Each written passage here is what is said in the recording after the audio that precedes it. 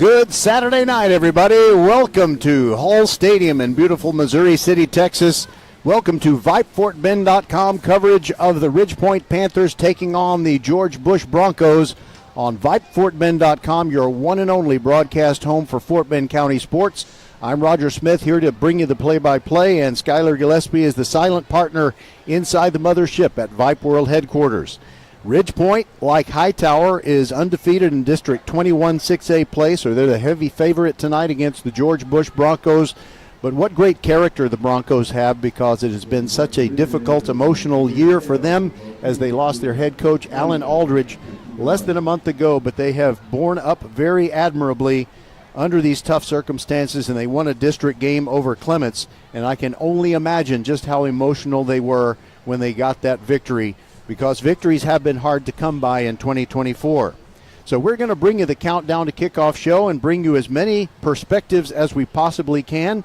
And one of the things I want to do right here in the Countdown to Kickoff show is tell you that you need to stick around at halftime. No matter how the game is going, we have a very inspiring interview with a couple of gentlemen, a father-son pair that have started an organization called Gridiron Heroes, and it assists those who have had tragic injuries on a football field and lost the use of their legs or have lost other physical abilities, and they have had a drastic change in their lifestyle that needs a great amount of assistance in the way of technology, wheelchairs, transportation, things like that. And you're going to hear from Eddie and Chris Canales at halftime of our game tonight. And if you know someone that would like to hear their story and they don't listen to this game live tonight, that's okay. It is always free to listen live or listen later on the VypeFortBend.com podcast. Okay, Ridgepoint is the home team and George Bush the visitors here at Hall Stadium. And because of that, we will hear first from Javian Thornton, who took over as head coach of the Bush Broncos after the passing of Alan Aldridge. We'll talk to him about that and what his team has done in response to the tough challenges that they've had playing with a heavy heart in many of these games. We'll be right back on VypeFortBend.com. Our coverage is brought to you by Xfinity, home of the 10G Next Generation Network, only from Xfinity. The future starts now.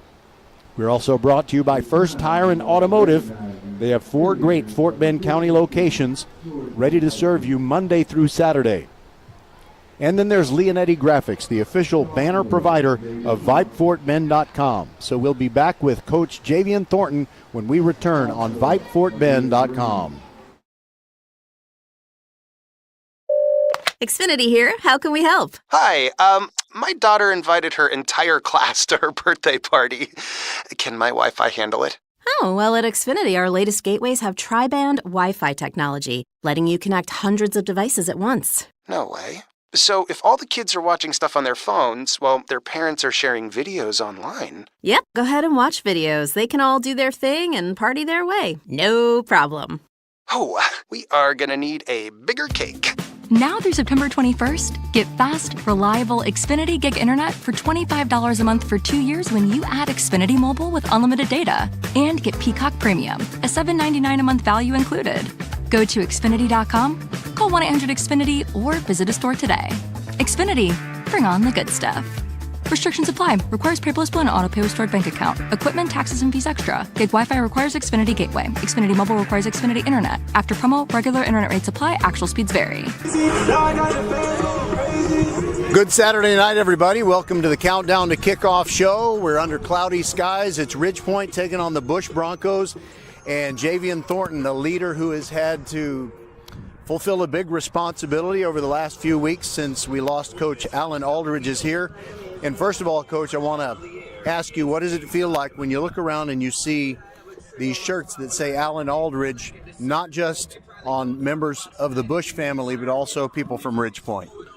Well, it touches my heart to know that, you know, how much Coach Aldridge is well loved around the community, not just the Bush community, but all over the district and all over the city. And it just warms my heart, man. And I'm glad I was, a part of, what he's done at Bush. And, it's just been a good ride, man. Can you describe what it was like a couple of weeks ago? You got that first win over Clements. What was it like when that game was ended? Well, it was an emotional win for us. The kids, they're pretty resilient over at Bush, man. They competed. It was just emotional for everybody. It was a good win for us, good win for the community, especially after playing a emotional game with A-Leaf Taylor and Coach Gray over there, who spent many years with us at Bush. So getting that win against Coach Darnell, who also was on staff at Bush years back with myself and Coach Aldridge. So it was a pretty good win for us, and we was excited about that. And you mentioned the week before at A-Leaf. I've been teaching in A-Leaf for almost 18 years now. So I was very proud of what I saw and the way they welcomed you. It was very clear. The video board, everything in the atmosphere gave the Bush family a chance to just get together and give each other a big hug, even though it was on their turf. Yeah, it was. Like I said before, just the welcome that they gave us, Coach Aldridge, myself, and Coach Gray, we was a big part of the change at Bush. We worked over 15 years together at Bush. And so, a lot of the alumni came out to that game. And that was another big emotional game for us, and it was kind of questioned if we should even play that game. But, we know that Coach Aldridge would have wanted us to play that game, talk with Coach Gray. And we just went ahead and had the game, and it was a good turnout. So I think it was good for the community. I was really proud of the way that your kids handled it and your staff. It was great. Now let's move ahead to tonight. It's always tough to play Ridge Point. But before I ask you what you've said to kind of just get your kids ready to, give it all they've got to pull off the big upset, as I walked into Hall Stadium this evening, Vanderbilt was ahead of Alabama 14-0. Wow, yeah, we hope we can pull off something like that. We lost a lot of guys the last couple of weeks due to injuries and the eligibility and things like that. But, our message to the kids is, hey, this is adversity. We've been through it. You're battle tested. Let's come out and give our best effort and compete with these guys. I know they're the defending district champs, and they have been for quite some time. But we're gonna come out here and compete and give our best shot at it. We're with Javian Thornton of Bush, and do you have every player, all hands on deck, ready to go? The ones that you would want to have ready for a game such as this? Well, we got most of them back, but we still got some guys out due to injury. But we're getting there, and like I said, the guys been working hard this week. And, we're looking to pull off that upset. And finally, I'm not going to ask you what they are, but, sometimes you think, don't leave anything in the bag. Don't leave any bullets in the barrel. Do you have any trick plays that might be ready to help you at an opportune moment tonight? And Coach LaFavors is not going to hear this. Well, we'll see. We got some things in the bag, but we're going to see how the game goes. We respect this team tremendously, and he does a good job over there every year at Ridge Point. So we gotta pull out our best and all our tricks when we have them. So we'll see what happens. All right, Coach Thornton, thanks for being the leader in a very difficult time for the Bush Broncos family. You and the staff and the kids are doing a great job. Thank you. I appreciate you. All right, we'll be back and we'll continue with the Countdown to Kickoff show. We'll talk with Coach LaFavors. And we're going to get this one kicked off at about 6 o'clock. And from what I understand, even though there are clouds overhead, there is no chance of rain in Missouri City, Texas tonight. At least that's what my iPhone told me. We'll be back with Coach LaFavors right after this. It's fall, y'all. Head over to First Tire and Automotive for a free tire pressure and tread depth check. There's a store right around the corner from you in the Sugar Land area. First Tire and Automotive prioritizes their customers and employees above all else. Their core values: family, integrity, reliability, service, and trust. Wherever your journey leads, reliable auto care is essential. A full synthetic oil change, just $60. Oh my! And more savings on the website. Book your appointment today at firsttireandauto.com. First Tire and Automotive, supporting school and youth sports programs for over 26 years. Get to one of First Tire and Automotive 4's convenient locations in Sugar Land and Cinco Ranch. firsttireandauto.com. Welcome back to the Countdown to Kickoff show. It is Ridge Point against Bush. Time to visit with Coach Rick LaFavors. And first of all, Coach, props to you and your staff for wearing the Alan Aldridge shirts. It just shows the unity and fraternity of the Fort Bend family. Yes, sir. Just wanted a small token to show and honor, or show our appreciation and respect for Coach Aldridge, and just try to honor the life that he lived and the legacy left with the Bush football family. And And our players are wearing little orange AA stickers. So. By the way, Coach, I know that you're undefeated in district, and next week is the open week, correct? Yes, sir. Yes, sir. Do you play a game any differently knowing that you're going to have a week off coming up, or is it all the same regardless? Yeah, all the same. We don't even think next week or, whether we're playing someone or not. Now I have to plan for, different kind of practice and such. But as far as the kids, we don't really talk about it and just focus on what's at hand. By the way, I asked you before that Bridgeland game, and I asked you, Tom Landry didn't like it when Roger Staubach would pull the ball down and run. He's just kind of, basically going off the map. And you said you didn't mind if Austin Carlisle runs. Is that still the same? And is there any kind of limitation whatsoever that you put on his running? Absolutely not. Obviously I want him to be smart and get down when he needs to. But that's what makes him so lethal, and is his feet and being able to extend plays. Obviously, he's elite speed and quickness. So he makes plays, and that's really all that I care about, is whether it's with his feet or his arm, knowing the situation, and just to continue to execute, make plays. And speaking of smart, I'm not sucking up to you, Coach, but I think the Texas Longhorns were smart to just let Vince Young do what was going to work. They said, use your instincts. If you want to just break away from what is planned on the play, that's okay. So good on you for that. And is there anything else that you want to tell us? Maybe is there a player that's really doing a good job that is not getting quite as much attention as maybe he should have? Oh, man. It's hard to say one. We just, there's a lot of talent on the team, and sometimes that talent gets at one position. And so, our running backs and receivers, have a lot of really, really good athletes that are contributing. And so, all those guys, from Christian Serial and Drew Ward and Hayden Willie and Robert Haynes, Balin George, Dane Jones, those guys. And then the running backs, you got Jerry Sweeting and Jalen Williams, Corey Williams, another Williams, and Elon Conley, and Aiden Akins, just a bunch of guys. It's tough because there's only one football, but each one of them finds a way. Each game seems like to find a way to help us, and we're always trying to get the ball to those guys. So I want to, again, highlight them. Tanner Crockett, a D lineman for us, number 95, that moved in, has been really a great puzzle piece, and fitting in on that defense has really helped us at the D-line. It's a great blessing for you to have many names to mention when I ask you that question. And one final random observation, it looks like Bretson Booker, your kicker, looks like the actor Ethan Hawke to me. Agree or disagree? That'd be fine. Yeah, I'm sure he would take that. So he's a good kid. Yeah, he's not only a good kid, but a great kicker. It seems like he hardly ever misses. All right, thank you very much. I know that you're going to welcome in some youth footballers right now, and there's a lot to do before we get the game underway, but the time is getting close. Thank you, Coach LeFavors. This is VypeFortBend.com, your one and only broadcast home, and I mean that, for Fort Bend County High School sports. And our coverage, as always, is brought to you by Xfinity, home of the 10G Next Generation Network, only from Xfinity. The future starts now. By First Tire and Automotive. They have 4 great Fort Bend County locations, and that is where you should take your car when you need new tires or any service to keep your car running at its very best. We're also brought to you by Leonetti Graphics, the official banner provider of VypeFortBend.com, and the guy who runs things over there is Ridgepoint graduate Matt Leonetti.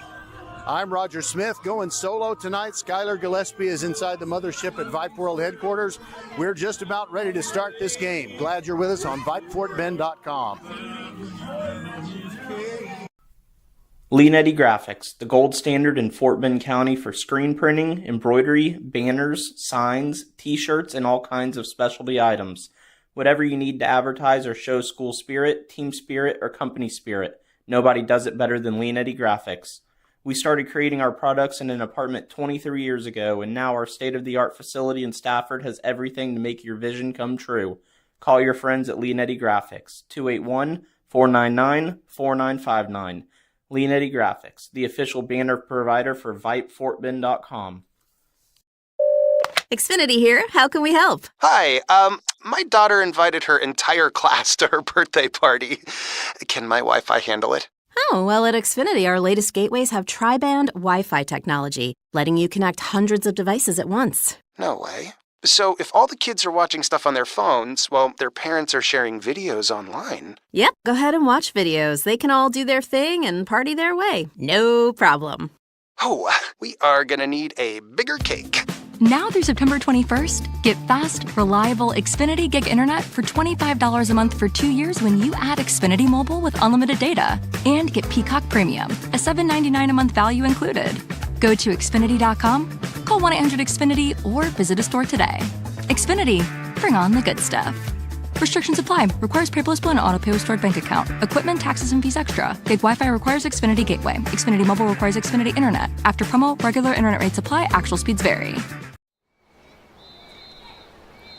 Okay, we are done with the countdown to kickoff show and ready to bring you the action between the Ridgepoint Panthers and the Bush Broncos. And something that you're going to hear over the air tonight is what sounds like a recording of the Ridgepoint Band. Well, that's what it is, because it's contest day and they cannot be here. So, as a result, they have the recordings that will play the fight song when necessary and things like that. Meanwhile, the Bush Band is here, and you'll hear them loud and clear across Hall Stadium surface.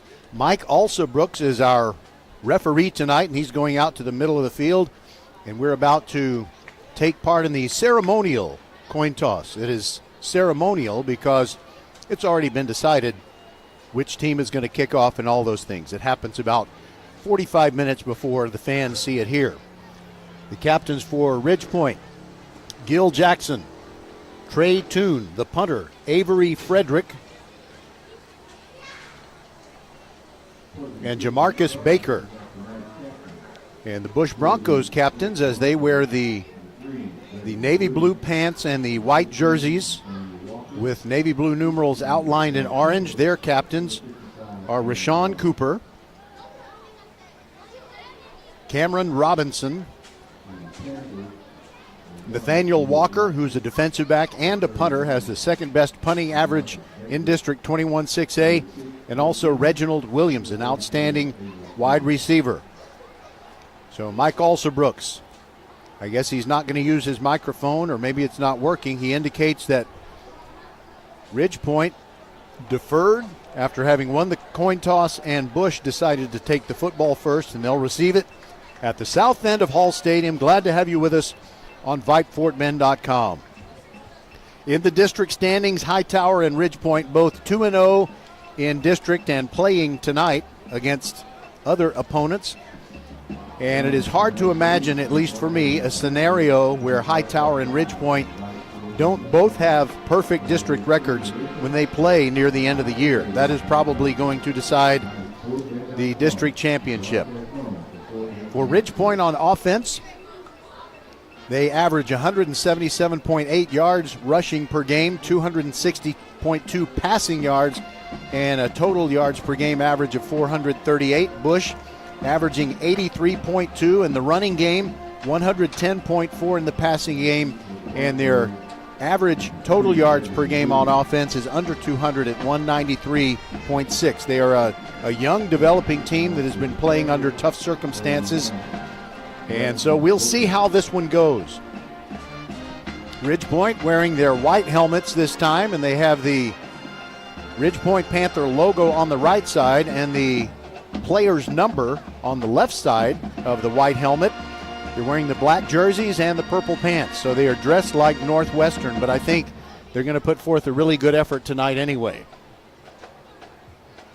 That was a joke. I'm just making sure Skylar Gillespie is listening inside the mothership at Vype World headquarters. Bretson Booker has it teed up, and we are ready to go. Ridgepoint against Bush. We have balmy temperatures, clouds overhead, so it's not hot, it's not cold, it's not even windy. Knock on wood. The usual kickoff return man for these Bush Broncos is Antoine Eakins. He's back at the 5-yard line, and Booker powers it into the end zone as he normally does. It lands about 5 yards deep, and it'll come out to the 25-yard line. But we have a flag down back where Ridgepoint kicked the ball. I have a feeling they were offside. And Bush can take the option of moving the ball up to the 30, assessing the 5-yard penalty from the 25 where it would be placed after a touchback. Or they can make Ridgepoint kick it again. Here's Mr. Alsabrooks if we can hear him.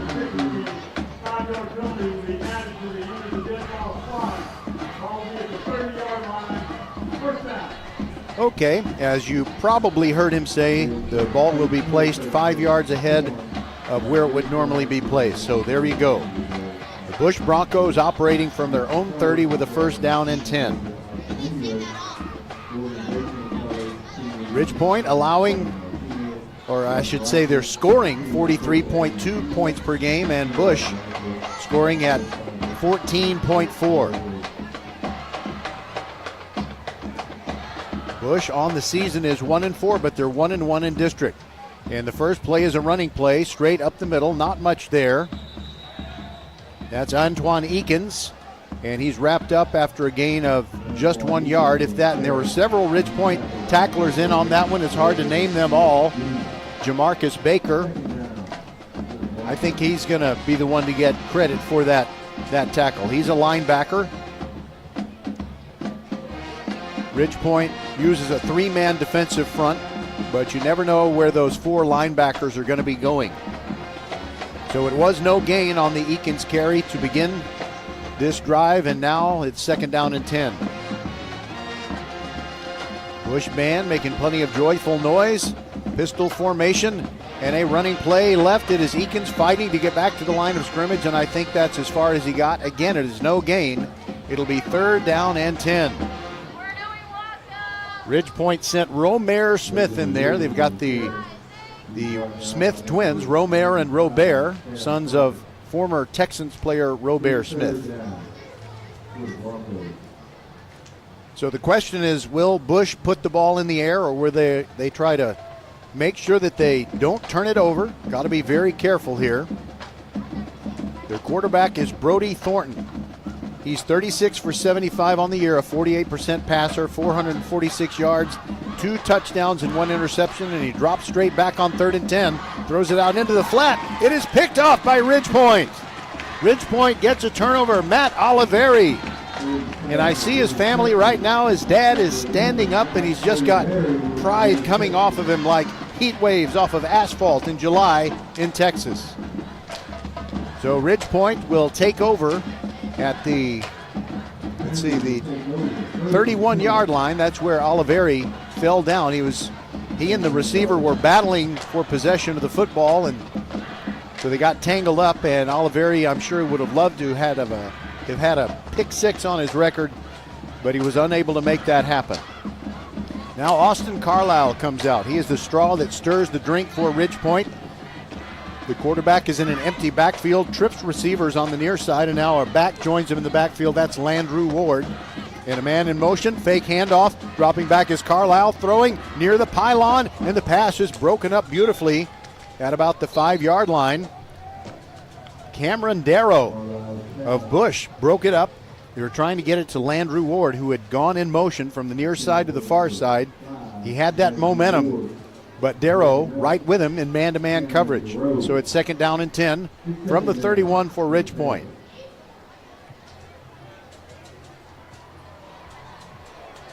Now Elon Conley is the running back, standing to the left of Austin Carlisle on second down and 10.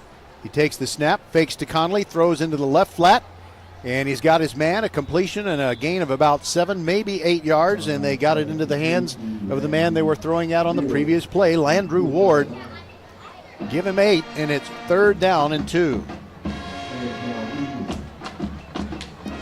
When Ridgepoint turns to their running back, Elon Conley, he's run for 244 yards this year. His per carry average, 9.8, a couple of touchdowns, and a long run of 60 yards. Carlisle has run for more yards than him or any of the other running backs. Fake to Conley, rolling right as Carlisle throws it into the flat. He's got a completion. Hayden Willie, and he goes out of bounds at the 5-yard line. Hayden Willie, the slot receiver, who's a star in football and in baseball and has many relatives all over the globe listening to this game. makes a catch and gets the first down. It's 1st and goal at the 6.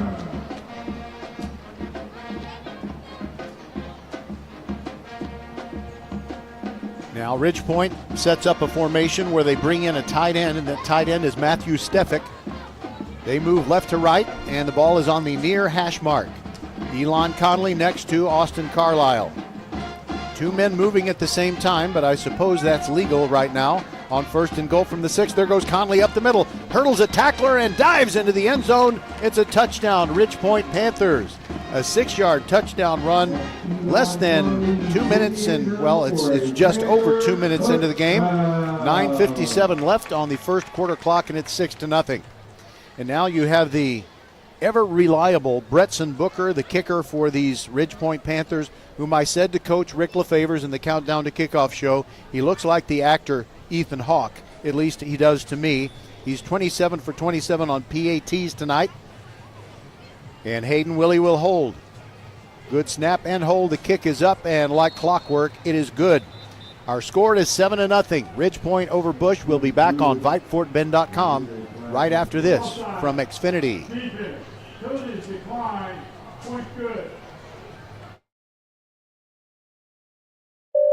Xfinity here. How can we help? Hi, my daughter invited her entire class to her birthday party. Can my Wi-Fi handle it? Oh, well, at Xfinity, our latest gateways have tri-band Wi-Fi technology, letting you connect hundreds of devices at once. No way.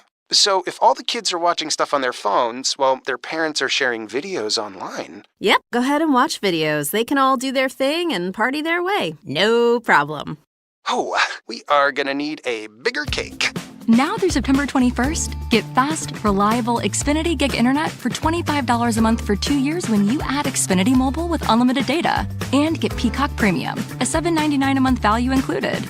Go to Xfinity.com, call 1-800-XFINITY, or visit a store today. Xfinity, bring on the good stuff.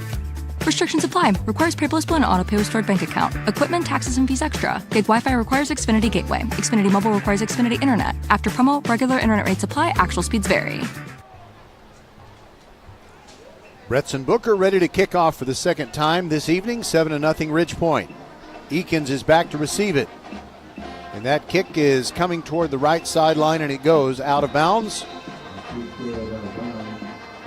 So Bush will get decent field position to begin this second possession.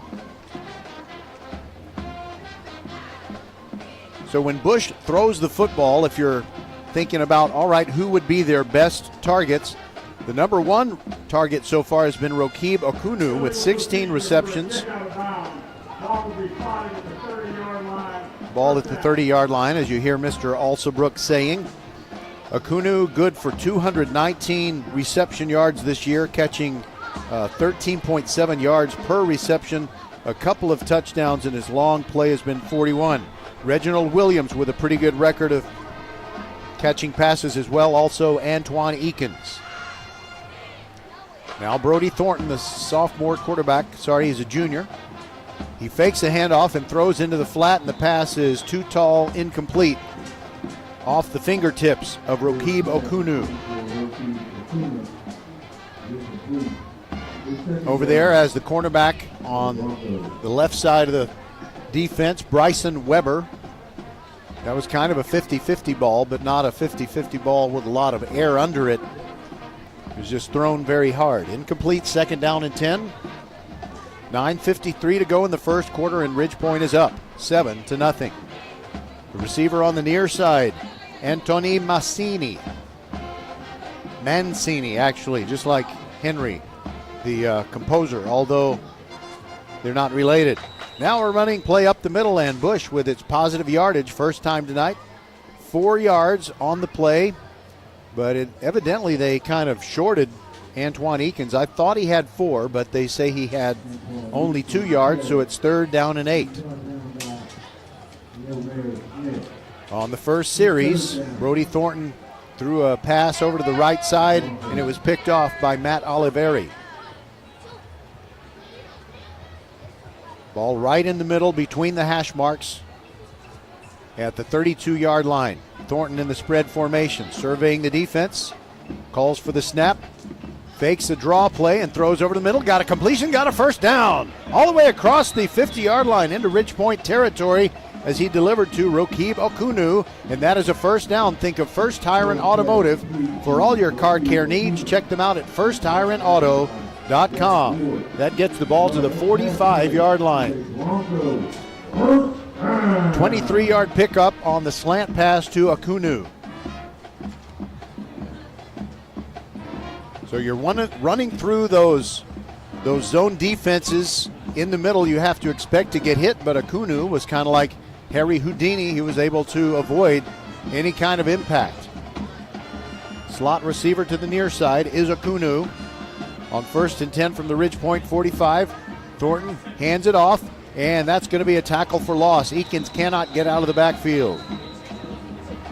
All over the play immediately, Dylan Bennett, and he's the leading tackler for these Ridgepoint Panthers. Bennett coming into the game with 36 solo tackles, make it 37. 12 assists, he had a total of 48, so make it 49, and now give him 7 tackles for loss on the year. Tonight's team and individual stats are provided by theathleticsdepartment.com, a full-service provider of high school stats for UIL districts and teams. Coaches and athletic directors can contact theathleticsdepartment.com for more information. More about them in a second. 2nd down and 12. Bush from the near hash mark. Thornton hands it off. There goes Eakins. And he can't get back to the line of scrimmage. And again, it's because of Dylan Bennett. Another solo tackle for Dylan Bennett. But anyway, back to theathleticsdepartment.com. Follow them on their social media platforms, Facebook and X, formerly Twitter. Theathleticsdepartment.com is now signing up softball and baseball teams for the spring of 2025. And I would say I can't wait for that, except we still got football and volleyball to finish, and cross country. So another tackle for loss by Dylan Bennett on Eakins of Bush makes it 3rd down and 13. 3 receivers over on the far side for Bush, and a timeout is taken. Bush Broncos take their first timeout of the first half. We'll be back. 7-0 Ridgepoint, 6:51 to go in the first.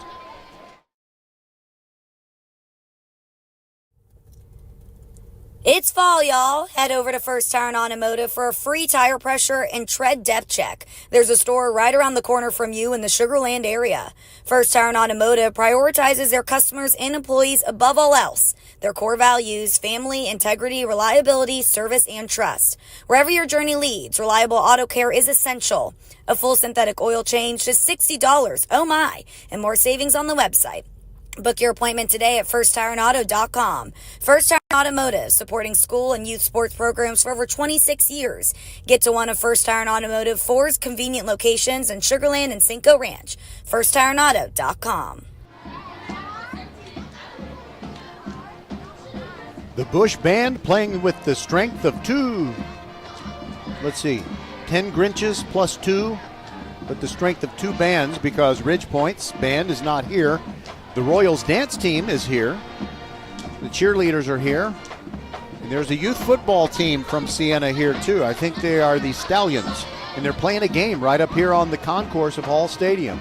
After the timeout, Bush is ready to call 3rd down and 13. Brody Thornton standing strong, looking at the defense, take the snap, goes straight back, and arrows it down the field. And it's on the outside shoulder, and it falls incomplete. The intended receiver, Rokib Okunu. Right there on defense for Ridgepoint, Jermaine Santana Diaz. So that means Bush is going to punt the football away. Samuel Castillo coming on to punt.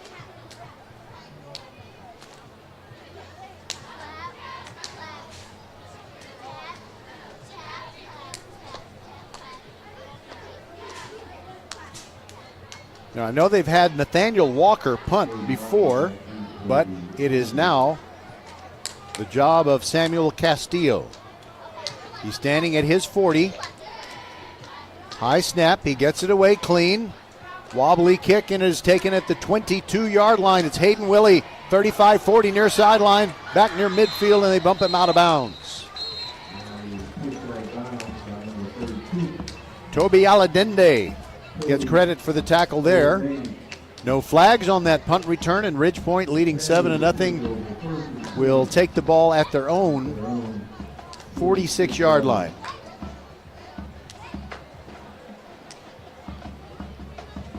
Earlier this week, the Travis Tigers, who, believe it or not, went into October winless. Well, they won their first October game. They defeated the Elkins Knights 17-14, and Elkins was 1-1 and looking pretty good. They had lost to Ridgepoint in their first district game, but looking strong. But Travis neutralized their running game. All right, on first down from the 46, Austin Carlisle, play action pass, steps up in the pocket, slides to his right, looks and throws complete to Dane Jones. He's 35-30, back toward the middle of the field, 25-20. And that'll be a first down for the Ridgepoint Panthers. Dane Jones' helmet came off at the end of the play, and he's asking the official about something, thinking maybe something that, something, a little roughness there that didn't need to happen, happened. 34-yard pickup and great improvisation by Austin Carlisle. Stepped up in the pocket, slid to the right, drew up the remaining linebacker who had a chance to tackle him, and then when he ran forward a step or two but did not cross the line of scrimmage, then he flipped it over that pursuer's head to Dane Jones. Now a play action pass going to the other side is going to be productive. Balin George toward the pylon. He goes in. Touchdown, Ridgepoint. They score from 20 yards out. It's a two-play touchdown drive, and it covers 54 yards, and Ridgepoint is up 13-0. Now, folks, I'm going to keep it real. There is a good chance that this game could get out of hand. And sometimes when you figure the issue of a game as far as who wins and who loses is settled, you might be inclined to go somewhere else. But I'm going to ask you to stick around for halftime. We've got a great interview with a father-son team who have started a great organization that helps people who have had tragic injuries in football, the types of injuries that render you unable to walk. And so many things are needed by the people that suffer those injuries. And we're going to talk to the Gridiron Heroes, the website. If you ever want to, you can even go to that website, open up a new window while you listen to this game. GridironHeroes.org is the organization. And fortunately, because of the very diligent job that coaches do telling the kids how to tackle and how to do things so that they can avoid those kinds of injuries, it does not happen very often. But when it does, you get an amazing amount of compassion. That in the midst of tragedy, one thing that I just love is to see the outpouring of prayers and good wishes for someone who suffers one of those tough injuries. And we all know that is the sympathy that people show and how supportive they are is one of the best things that we have going among human beings in this life. But unfortunately, if the condition does not improve and someone is going to be in a wheelchair for the rest of their days, it is so easy for us, though we really did deep in our hearts feel great compassion and sympathy for the person who got injured, sometimes that will wane over the years, even over the months, and we forget about them. So one thing that GridironHeroes.org does is they make sure that people have what they need and also that they are not forgotten. All right, Bretson Booker kicked off, and I didn't think I needed to describe it to you in real time because he always seems to kick it into or beyond the end zone. So it'll be another touchback. Bush trailing by a score of 14-0, and Booker added the extra point, if I forgot to mention that as well. Like I said, there is a football game going on here on the concourse involving the Stallions. They're purple and white, but also they've got a little gold in there. And their football almost went over the back of the concourse, in which case somebody would have to go down the elevator and go retrieve it. But back to the game on the surface of Hall Stadium. Bush with another offensive possession, and this time they have two running backs in the backfield, and one of them is Anakemi Andy. And the give to Andy on a stretch play to the right. Finds some daylight.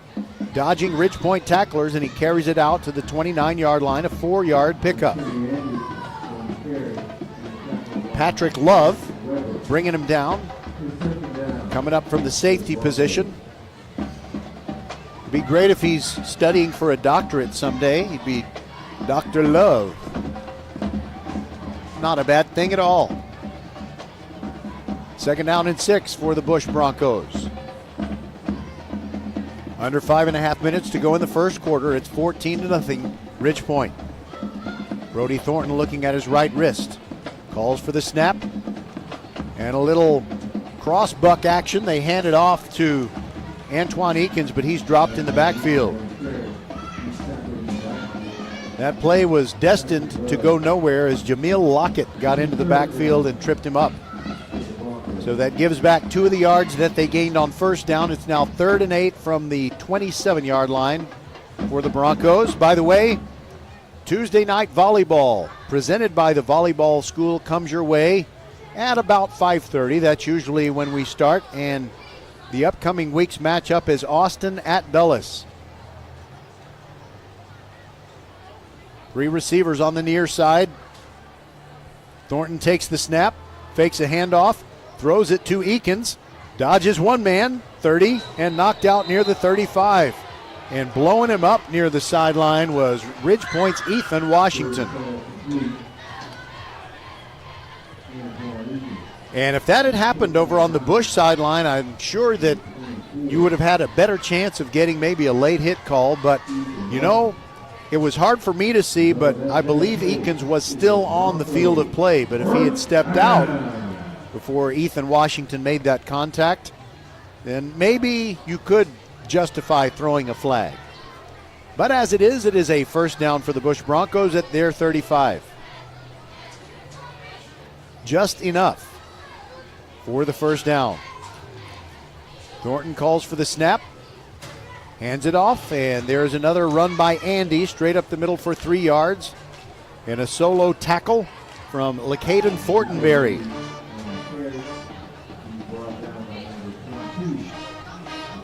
The football game continues up here on the concourse, but some girls have passed by, and that caused an unofficial timeout in the youth football game taking place on the concrete.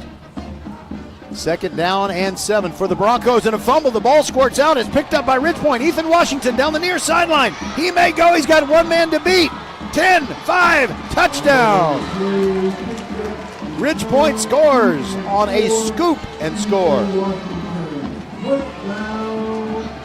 Ethan Washington got to feel pretty good about himself. He made that big hit just a few seconds earlier, and then he scoops up a fumble and sets sail down the near sideline.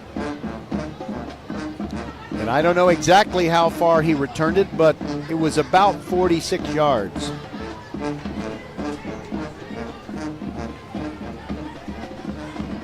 Bretson Booker on for another extra point. Hayden Willie to hold. The kick is up. The kick is good. He's 30 for 30 on extra point kicks this year, and I would use this as an opportunity to tell you to check out those 30 for 30 series on ESPN. Most of them are pretty good. Some of them not, but vast majority of them, yes. Great television. 21-0 Ridgepoint, 3:06 to go in the first. Xfinity here. How can we help? Hi, my daughter invited her entire class to her birthday party. Can my Wi-Fi handle it?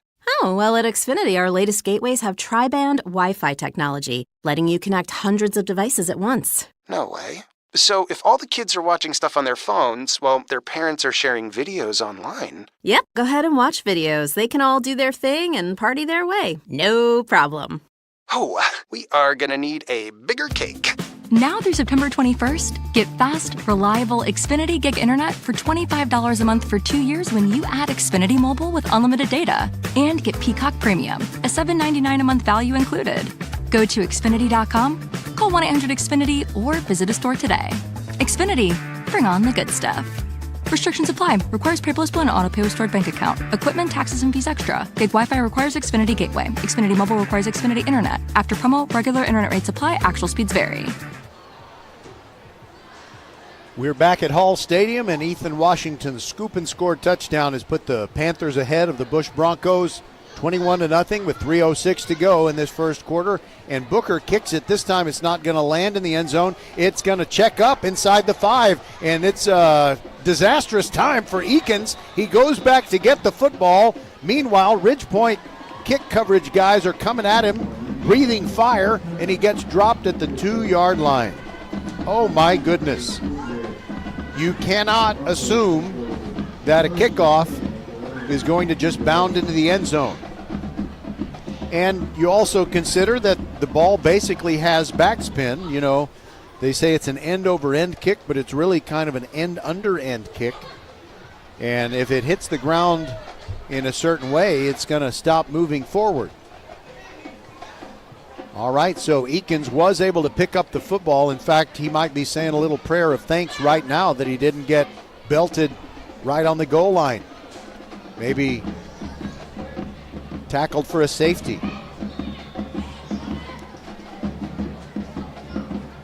So they are not with all of their feet in the end zone, but a couple of Bush Broncos have their feet in the end zone, and now Brody Thornton is under center to be sure that defensive penetration doesn't cost them 2 points, and he just sneaks it forward on the first play, and I think the ball might have come out. The ball did come out, and Andy fell on it for the Bush Broncos at his own 1-yard line. Ridgepoint was about to have an opportunity for a 1-yard touchdown drive, but fortunately, after Thornton fumbled, Andy preserved the possession. So it's 2nd down and 11 for Bush from their own 1-yard line. And Thornton lost the ball not immediately. It's after he had taken a step forward and he kind of disappeared in the scrum. All the linemen, very narrow splits, tight together, straight up the middle, short yardage, maybe 1 yard. It is Andy again. Unless I tell you different. Yep, that's right. Anakimi Andy, who's listed as a linebacker, but he's proven to be an effective runner. Anthony Lazama of Bush probably not available in this game. We're nearing 1.5 minutes to go in this first quarter. It's 21-0 Ridgepoint. And Bush, 3rd and 10, backed up to its 2-yard line. And a running play, straight ahead goes Andy, dives forward through all those bodies and gets out near the 5, and it's going to be time for Bush to punt the football away. And if Andy is on the punting unit for Bush, someone's going to have to replace him because his helmet came off at the end of that carry. So Samuel Castillo will need to be careful here. He's standing 5 yards deep in his end zone. That is a fairly short distance from the line of scrimmage, which is the 4. He's just 9 yards behind his center. Now he backs up 3 steps. That's a little safer. Good snap. Ridgepoint rushes hard. It's a very short punt. In fact, they might have gotten a piece of it. It hits on the 5 and goes sideways and out of bounds at the 4-yard line. Wow, that's a 0-yard punt. So Ridgepoint will send the offense out there again, looking to expand their lead to 27 or 28-0. 37 and 7/10 seconds remaining in quarter number 1. Both teams and all of the teams in District 21-6A are going to have an off week. They are idle. This, believe it or not, is week 6 of the season. And none of the teams in the district,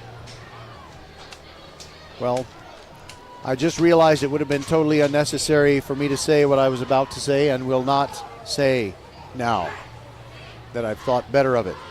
1 player short are the Ridgepoint Panthers. Elon Conley runs out there.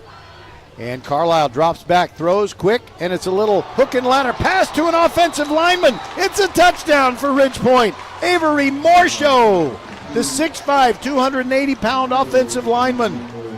He took a pass, a backward pass from Dane Jones, who had stopped at about the 1-yard line on a little stop route. He caught the ball and flipped it back there to Morcho, M-O-R-C-H-O.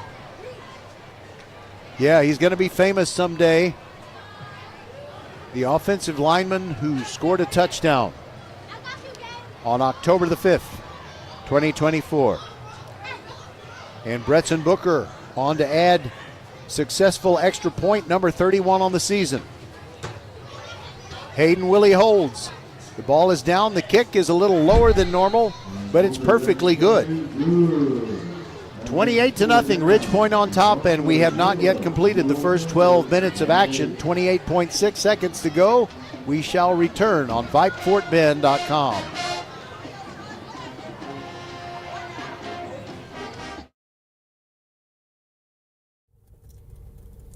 It's fall, y'all. Head over to First Tire and Automotive for a free tire pressure and tread depth check. There's a store right around the corner from you in the Sugar Land area. First Tire and Automotive prioritizes their customers and employees above all else. Their core values: family, integrity, reliability, service, and trust. Wherever your journey leads, reliable auto care is essential. A full synthetic oil change, just $60. Oh my! And more savings on the website. Book your appointment today at firsttireandauto.com. First Tire and Automotive, supporting school and youth sports programs for over 26 years. Get to one of First Tire and Automotive 4's convenient locations in Sugar Land and Cinco Ranch. firsttireandauto.com.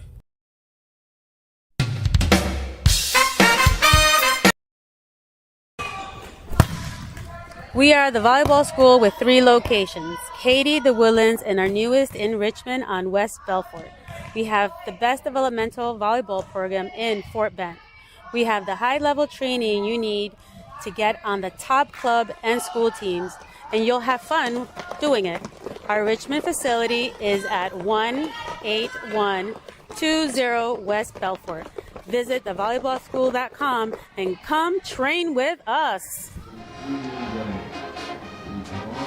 Tuesday night volleyball starting at about 5:30 p.m. this week.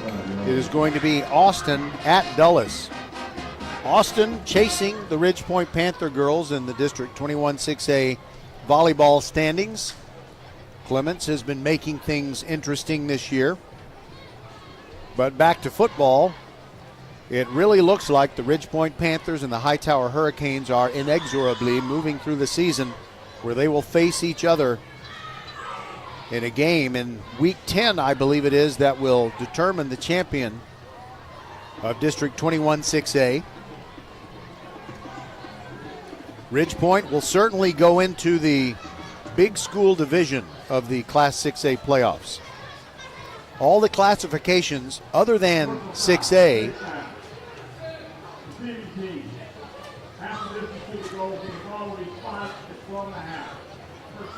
My apologies, I had not seen the penalty flag, but the penalty is on the Bush Broncos, and it moves them back to their own 12-yard line. But anyway, Ridge Point will be in the big school division of the playoffs when playoff time comes, and it remains to be seen if Hightower would stay down in Division 2 like they did last year or move up to Division 1. Eakins carrying on the first play of this possession. Correction, that's Andy. And he runs it out to the 15-yard line, a pickup of 3 for the Bush Broncos. Julian George came up from his safety possession and made the hit. And that'll be the final play of the first quarter. It's all Panthers so far, 28-0. And don't forget, when we come to halftime, I want you to hear the conversation I had with Eddie and Chris Canales.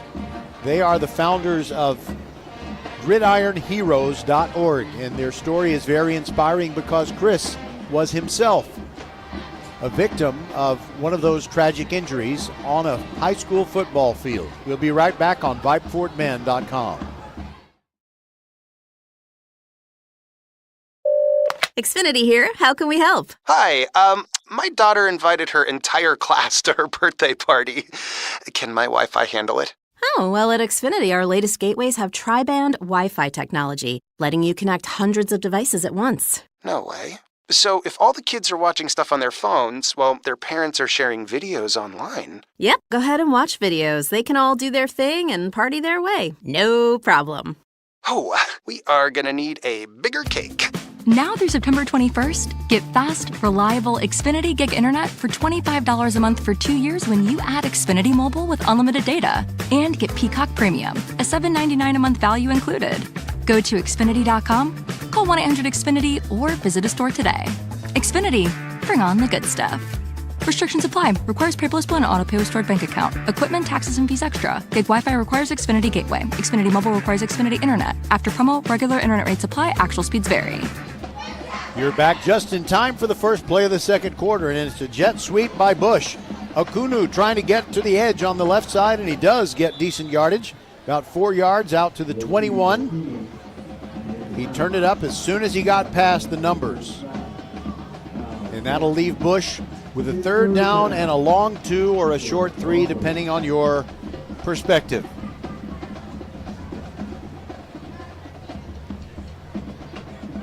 So those of you who happen to know my phone number, feel free to text me what you're going to be doing next week when there are no District 21 6A football teams playing a game. What will you do? What will you do? From the 20, third down and 3. There goes Okunu in motion. And a handoff and a big hole. There goes Andy. First down for the Bush Broncos at their own 28-yard line.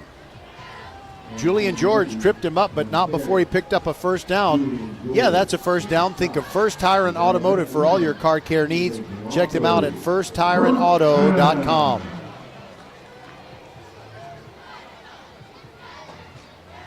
Seven-yard pickup, and they have it at the 29.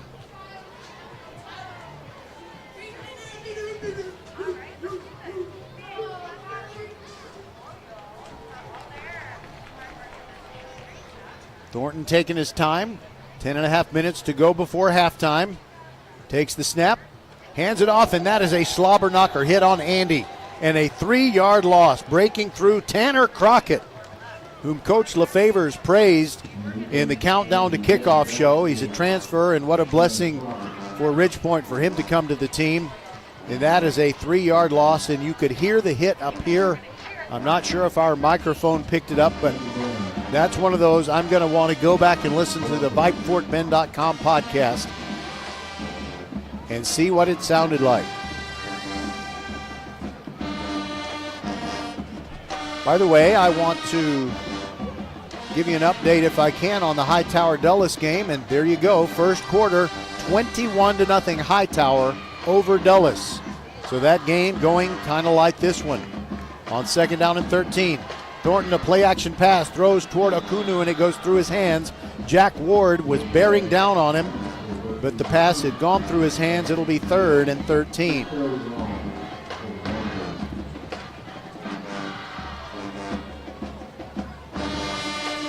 The Humble Wildcats leading Channelview, which is Jalen Hurts' high school alma mater. First quarter score, Humble 7 and Channelview nothing.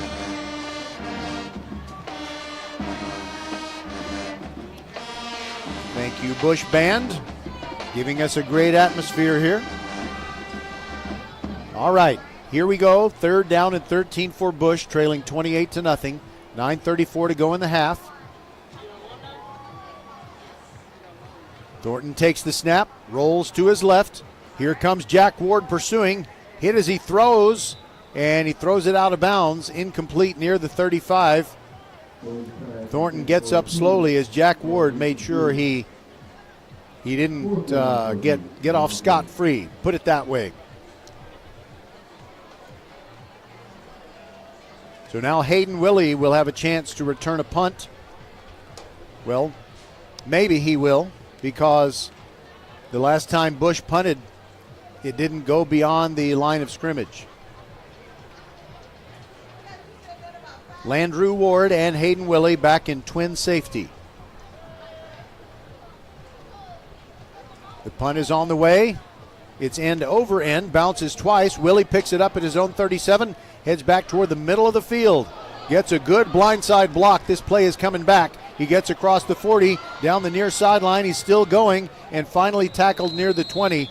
But there was a brutal blindside block, and it was on. The victim of it was Andy. And I didn't catch the number, but we're going to find out real soon. 3 penalty flags came in very, very quickly and with emphasis. You know, when the officials throw one hard, they're kind of letting you know that they saw something they believe is egregious.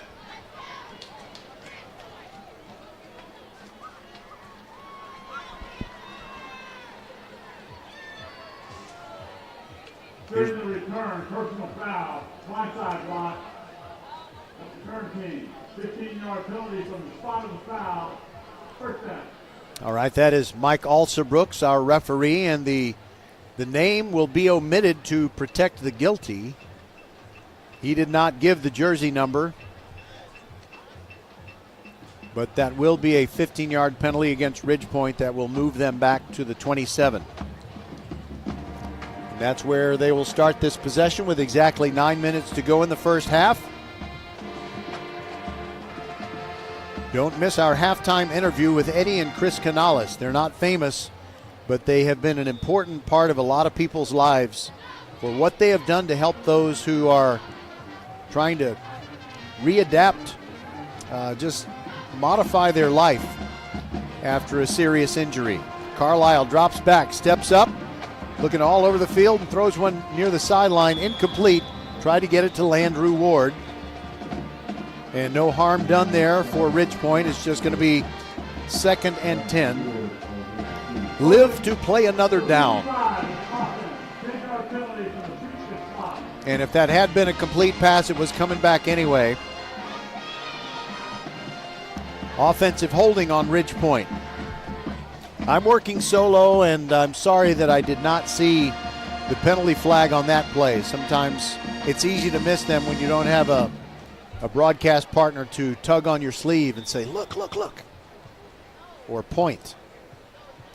All right, first down and 20 after the holding penalty. Carlisle fakes a handoff, keeps it, goes off the left side, not even touched, gets to the 35-40, 45-40, 45-50 I meant, and he slowed down near the 30 and got about 15 extra yards and took it all the way down to the 19-yard line.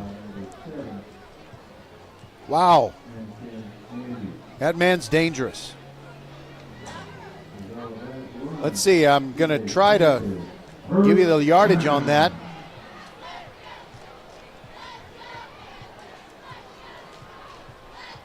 $73-yard run for Carlisle, and the Panthers are in the red zone with 8 minutes to go in the half, leading 28-0. It was a design play. He was right behind a running back who served as the lead blocker. Now Carlisle wants to pass. Near side, a little check down. And he gets it to Landrew Ward, who goes down the sideline. And he goes in for the touchdown.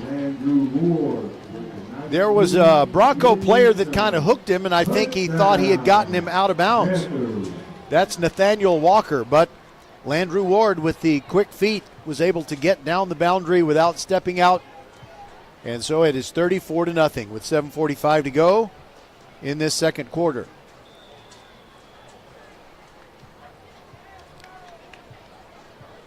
Retson Booker on to add another extra point. 32 for 32, and the score is 35-0. We'll be back on VypeFortBend.com. Ridgepoint making it look pretty easy thus far.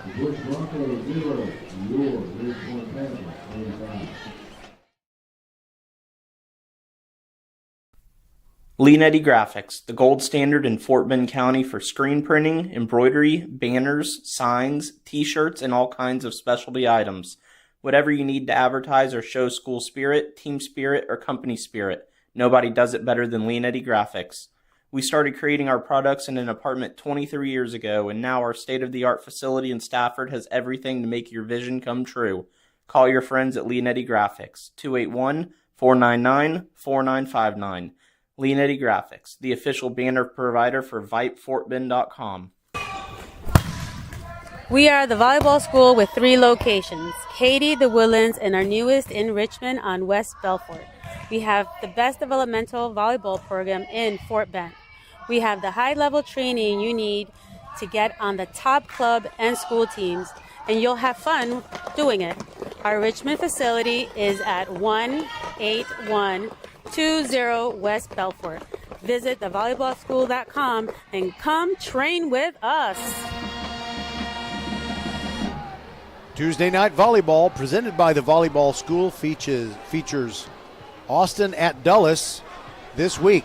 Short kickoff by Booker, and Bush will return it. They get it into the hands of McBrighton Duque, and he runs sideways, but the Ridgepoint pursuit is so good, he is only able to return it 2 yards out to the 19-yard line. So the Ridgepoint girls, usually leading the way in District 21 6A volleyball, will face Clements on October the 22nd.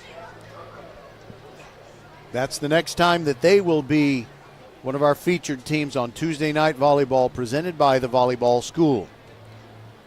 And it sure would be a lot more fun if Clements wins enough matches where, you know, they were within hailing distance of Ridgepoint. 7:37 to go before halftime, and now Bush will put Brody Thornton, their quarterback, under center.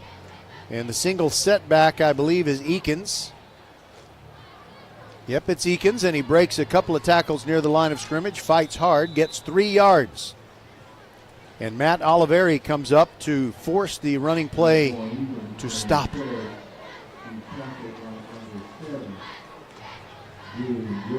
By the way, our Saturday coverage of Fort Bend County football is going to shift to the daytime hours.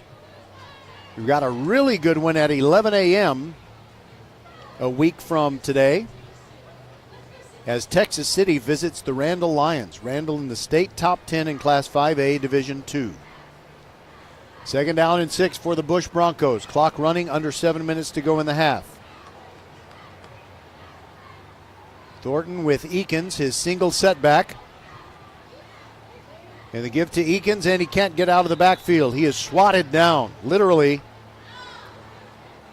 Romare Smith was a little bit out of position, but he's just so strong that he kind of took a swipe with his arm, and that was able to knock Eakins off his feet. So it's a loss back to the 19, the original line of scrimmage when this series of downs started. And it's 3rd down and 10, and I kind of have a feeling that Bush is likely to keep the ball on the ground, because ball security equals job security. They do run out of the spread formation here. Maybe that indicates a passing play. Thornton facing a 3-man front, dropping back, stepping up, looks way downfield and just cannot find anyone open, and he is dropped after a gain of 2. Collaboration on the tackle. Timothy Landau and Romare Smith. 4th and 8, and out comes their punter, Samuel Castillo.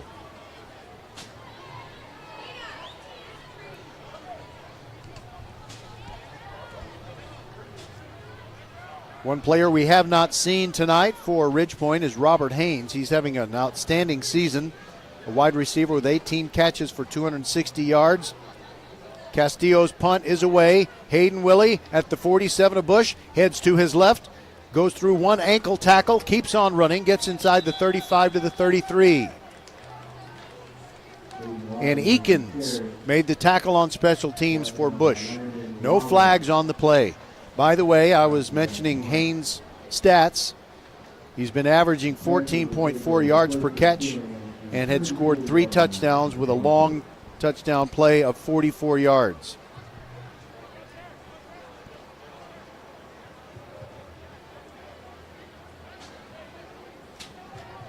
Balin George has been having a pretty good year himself, has a touchdown tonight. A short field in front of Ridgepoint from the 34 of Bush. Elon Conley in as the running back to the right of Austin Carlisle. Here goes a man in motion, and that is Christian Serial, his first touch of the football, and he's inside the 20, still going, spinning inside the 10 and wrestled out. Christian Serial, and by the way, I've been giving him 4 syllables all year.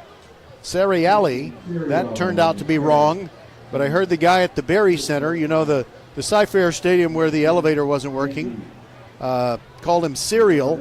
I was pretty sure that wasn't right, but it did make me hungry. I love a good bowl of cereal, but it is cereal according to Coach LaFavors, and I believe in Coach LaFavors. If he says it, I believe it. Jerry Sweeting is in as one of the running backs. Fake to Sweeting, and a give over the right side. Conley, and he strides in for a touchdown. He was untouched, goes in from 8 yards out, and that makes it 41-0. By the way, there is a very good chance that we might see a running clock in the second half. Sometimes they do that just for the sake of keeping the game from getting too far out of hand. Bretson Booker on to add what would be his 6th extra point of the evening. Kick is up, and it's good. Doesn't take the officials who were standing under the goalposts very long to raise their arms to indicate the kick was good. 42-0. 4 minutes to go in the half on VypeFortBend.com. Xfinity here. How can we help? Hi, my daughter invited her entire class to her birthday party. Can my Wi-Fi handle it?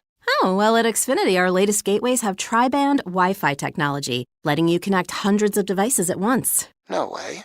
So if all the kids are watching stuff on their phones, well, their parents are sharing videos online. Yep, go ahead and watch videos. They can all do their thing and party their way. No problem. Oh, we are gonna need a bigger cake.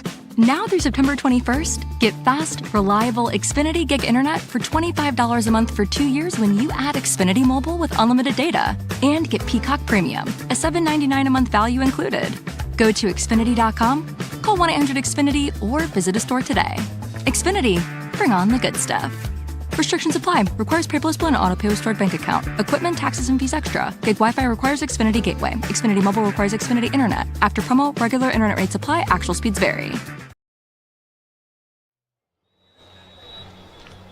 Bretson Booker's kickoff actually does not go through the end zone. It is kicked toward the near corner, and it takes a left turn and goes out of bounds. So the ball will be at the 30-yard line, 1st and 10 for the Bush Broncos. By the way, if you were watching the game today between Texas A&M and Missouri, I didn't wait for Mr. Alsabrooks to talk because you already knew that Bush got the ball at the 30. So a lot of things went right for the Aggies. They certainly deserved to win, but there were some questionable officials' calls and non-calls in that game. But there was also an Aggie punt where a ball looked like it was headed into the end zone. It bounced inside the 5. It was about at the numbers, and then it took a hard left turn and went out of bounds at the 1.5-foot line. It was amazing. And they had it on pylon cam, which was cool. Fake jet sweep. Brody Thornton throwing far side. Over the shoulder. Caught. Oh, what a catch by Okunu. And it's a first down in Ridgepoint territory at the 49. Correction, he got all the way to the 45. That was a very difficult, it wasn't exactly a back shoulder throw, but Okunu kind of had to turn his shoulders and lose sight of the ball for an instant before he turned the other way and got a view of it. Great catch. Okunu, just a junior. So when there are brighter days ahead for Bush, it's because of him. He's one of them, one of the players that gives them a bright future. And a running play on 1st and 10 from the 45. The ball appeared to be loose. Ridgepoint is saying they have the football, but the officials have not given any indication. It was a give up the middle to Eakins, And ever since that blindside block on the punt return committed by Ridgepoint that knocked Andy down, I don't know that Andy is going to be back in. He needed some assistance to get off the field, and I have not seen him carry the ball since then. On that play we just had, it was a 6-yard loss. Tackle for loss as Eakins was not able to find any running room. Ridgepoint playing run all the way on 2nd down and 16. Two linebackers looking like they want to blitz from the edge. Fake to Eakins and a throw to Akunu, and now we've got a pass interference call. This is going to give Bush a first down. Trailing the play, Mason Brown was grabbing Akunu, who was going to break into the open. Ridgepoint might argue that the pass was uncatchable. Mr. Alsabrooks is going to tell us it's defensive pass interference. Pass interference. Defense number 21. Spot foul. Automatic first down. I'll never forget what John Madden said quite a few times during his broadcasting career. He said, how do you know it's uncatchable if you interfered with the guy? And there are some times when clearly you know that it is uncatchable. But there are a few times when, it's not. It's a little bit iffy. If he had been unimpeded, would the receiver have been able to get there? All right, the new line of scrimmage is the 40 of Ridgepoint.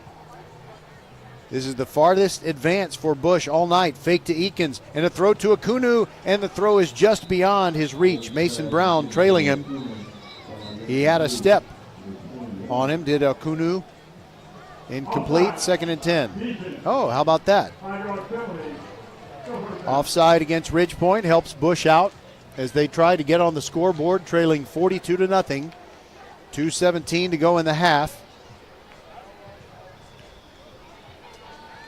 And I imagine that other than Clements, which has no district wins, and let's see, anybody else who'd qualify for this? No, I think Clements at 0-3 in their district games, and Bush would be the two teams most eager to have a week off. Thornton hands it off to Eakins. He gets hit in the backfield and thrown down. So that's a loss of 1. Jamarcus Baker came through and knocked him down. The clock is now at 2 minutes. It was at 2 minutes right when I said the very words, 2 minutes. And it's 2nd down and 7. They had the 5-yard penalty for offsides, now a 2-yard loss. And you're up to date on the down and distance.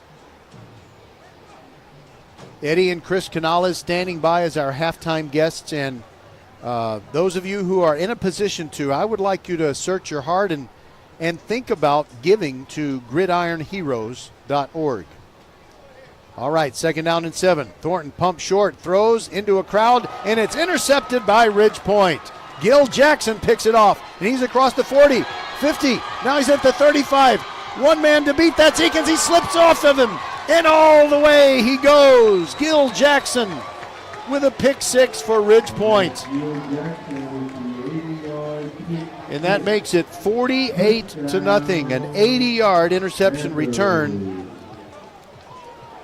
In the middle of that crowd of 3 Ridgepoint defenders, Anthony Mancini, he was wanting the football, but he wasn't open. It was thrown a little bit too tall for him, and Gil Jackson was right behind him, caught it above his head with 2 hands and set sail.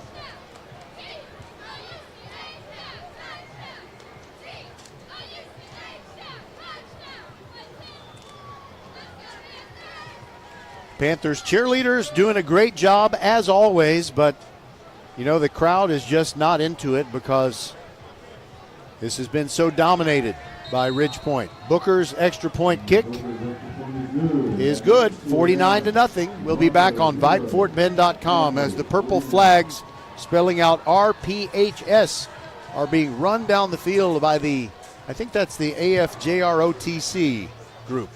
We'll be back.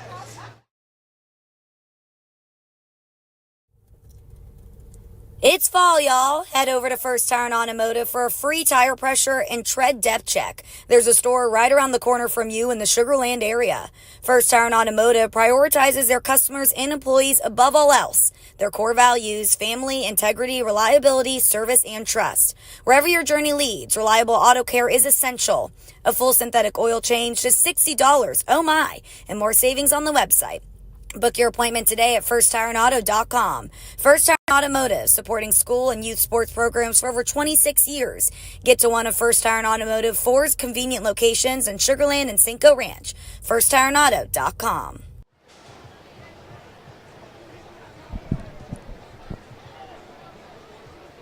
So it has been one of those situations where Bush is trying to keep up but cannot. Under the onslaught of Ridgepoint's talented team, they've gotten touchdowns on both offense and defense tonight, and they lead 49-0. Booker kicks off, and he gets some altitude on that one. Didn't want it to go into the end zone. It's fair caught at the 11-yard line. Thaddeus McKinney for the Broncos. 1:08 to go in the half, and I'm guessing that Bush is just going to play it close to the vest and finish out this first half and then get into the locker room and regroup a little bit. And I'm sure that part of Coach Javian Thornton's message to his team will be, hey, let's just pretend it's 0-0, start this game over, do some positive things in the second half.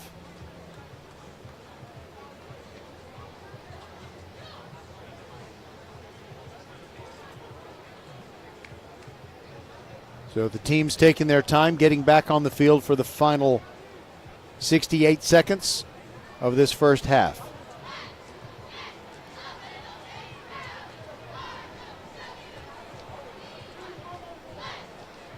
By the way, one of our games next week is the Crawford Chargers taking on the Brazosport Exporters. That's a big district game for them. The Chargers might be in a position, even though they don't even have seniors in their school, they might be able to get into the playoffs. There's a give to Andy. Good. He's back into the ball game, and he carries for 4 yards over the right side. A couple of Panthers were squeezing him there. Isaiah Jeffrey and Aaron Williams. Clock is at 43 seconds to go in the half, and Bush will have to run at least one more play. And it is good to see Anakimi Andy back in there. Second down and 6 for the Broncos from their own 29. Spread formation, play clock at 8. Thornton takes the snap and hands off to Andy. Goes straight up the field, slides over to the left, and still can't find any daylight. Ridgepoint just filling all of the gaps.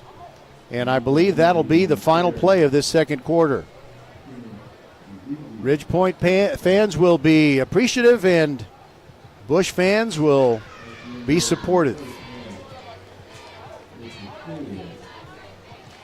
And there is the end of the second quarter. We'll be right back with Eddie and Chris Canales on our halftime show. This is VypeFortBend.com, 49-0, Ridgepoint over Bush.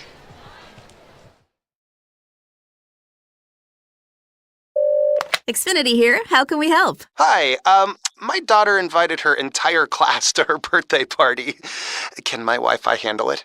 Oh, well, at Xfinity, our latest gateways have tri-band Wi-Fi technology, letting you connect hundreds of devices at once. No way.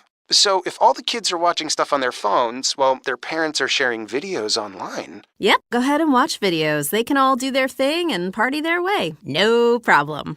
Oh, we are gonna need a bigger cake. Now through September 21st, get fast, reliable Xfinity Gig Internet for $25 a month for 2 years when you add Xfinity Mobile with unlimited data. And get Peacock Premium, a $7.99 a month value included. Go to Xfinity.com, call 1-800-XFINITY, or visit a store today. Xfinity, bring on the good stuff.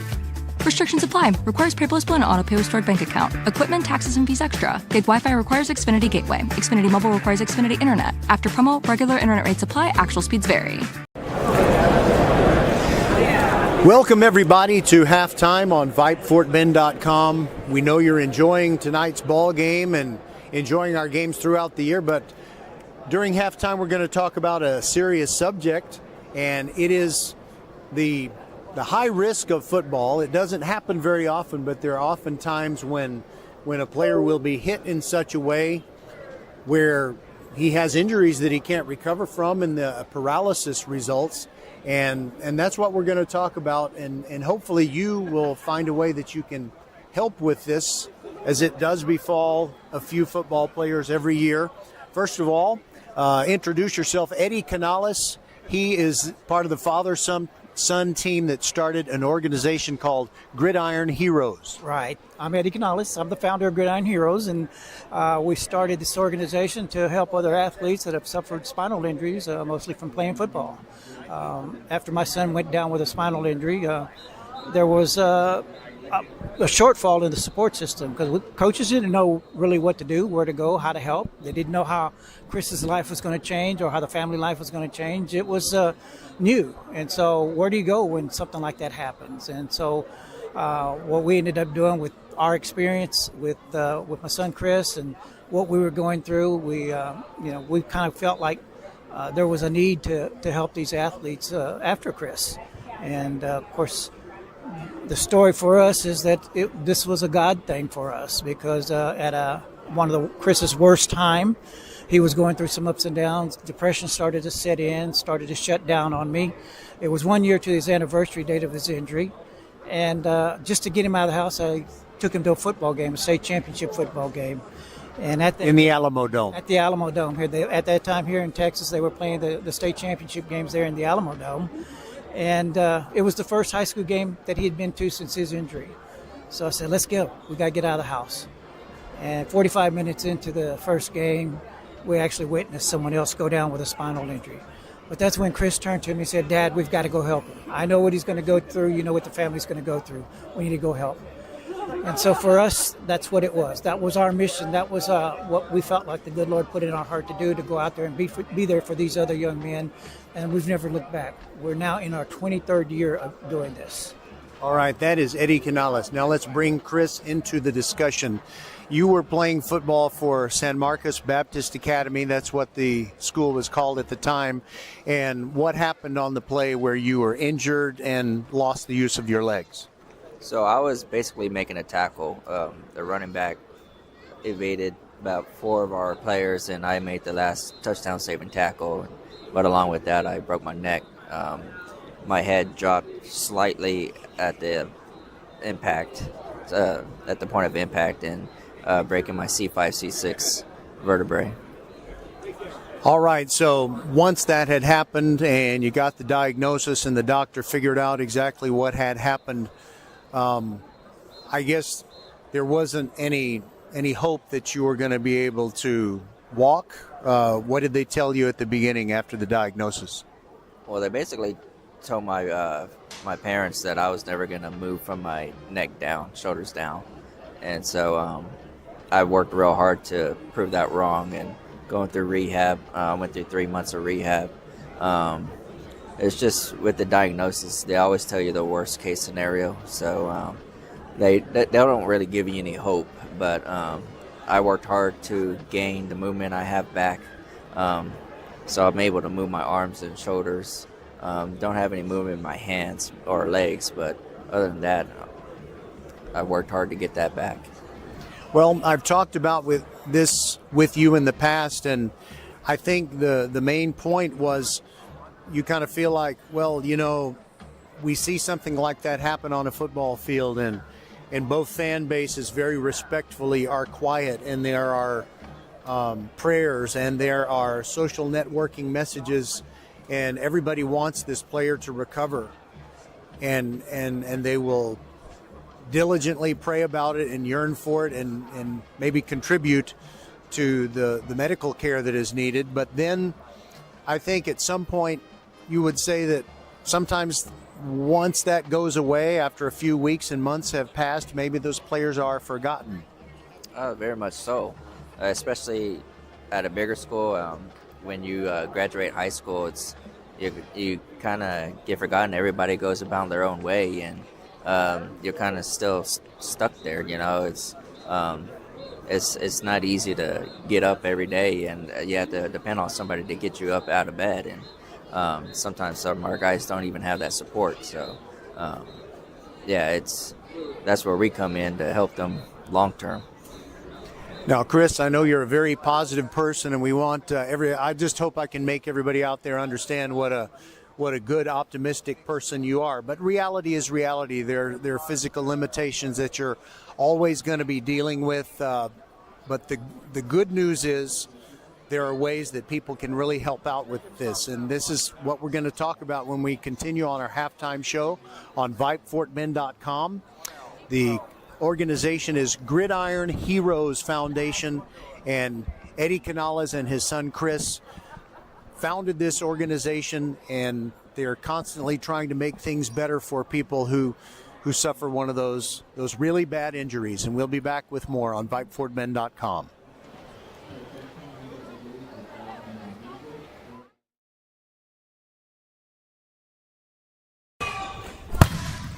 We are the volleyball school with 3 locations, Katy, the Woodlands, and our newest in Richmond on West Belfort. We have the best developmental volleyball program in Fort Bend. We have the high-level training you need to get on the top club and school teams, and you'll have fun doing it.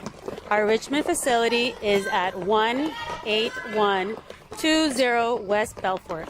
Visit thevolleyballschool.com and come train with us.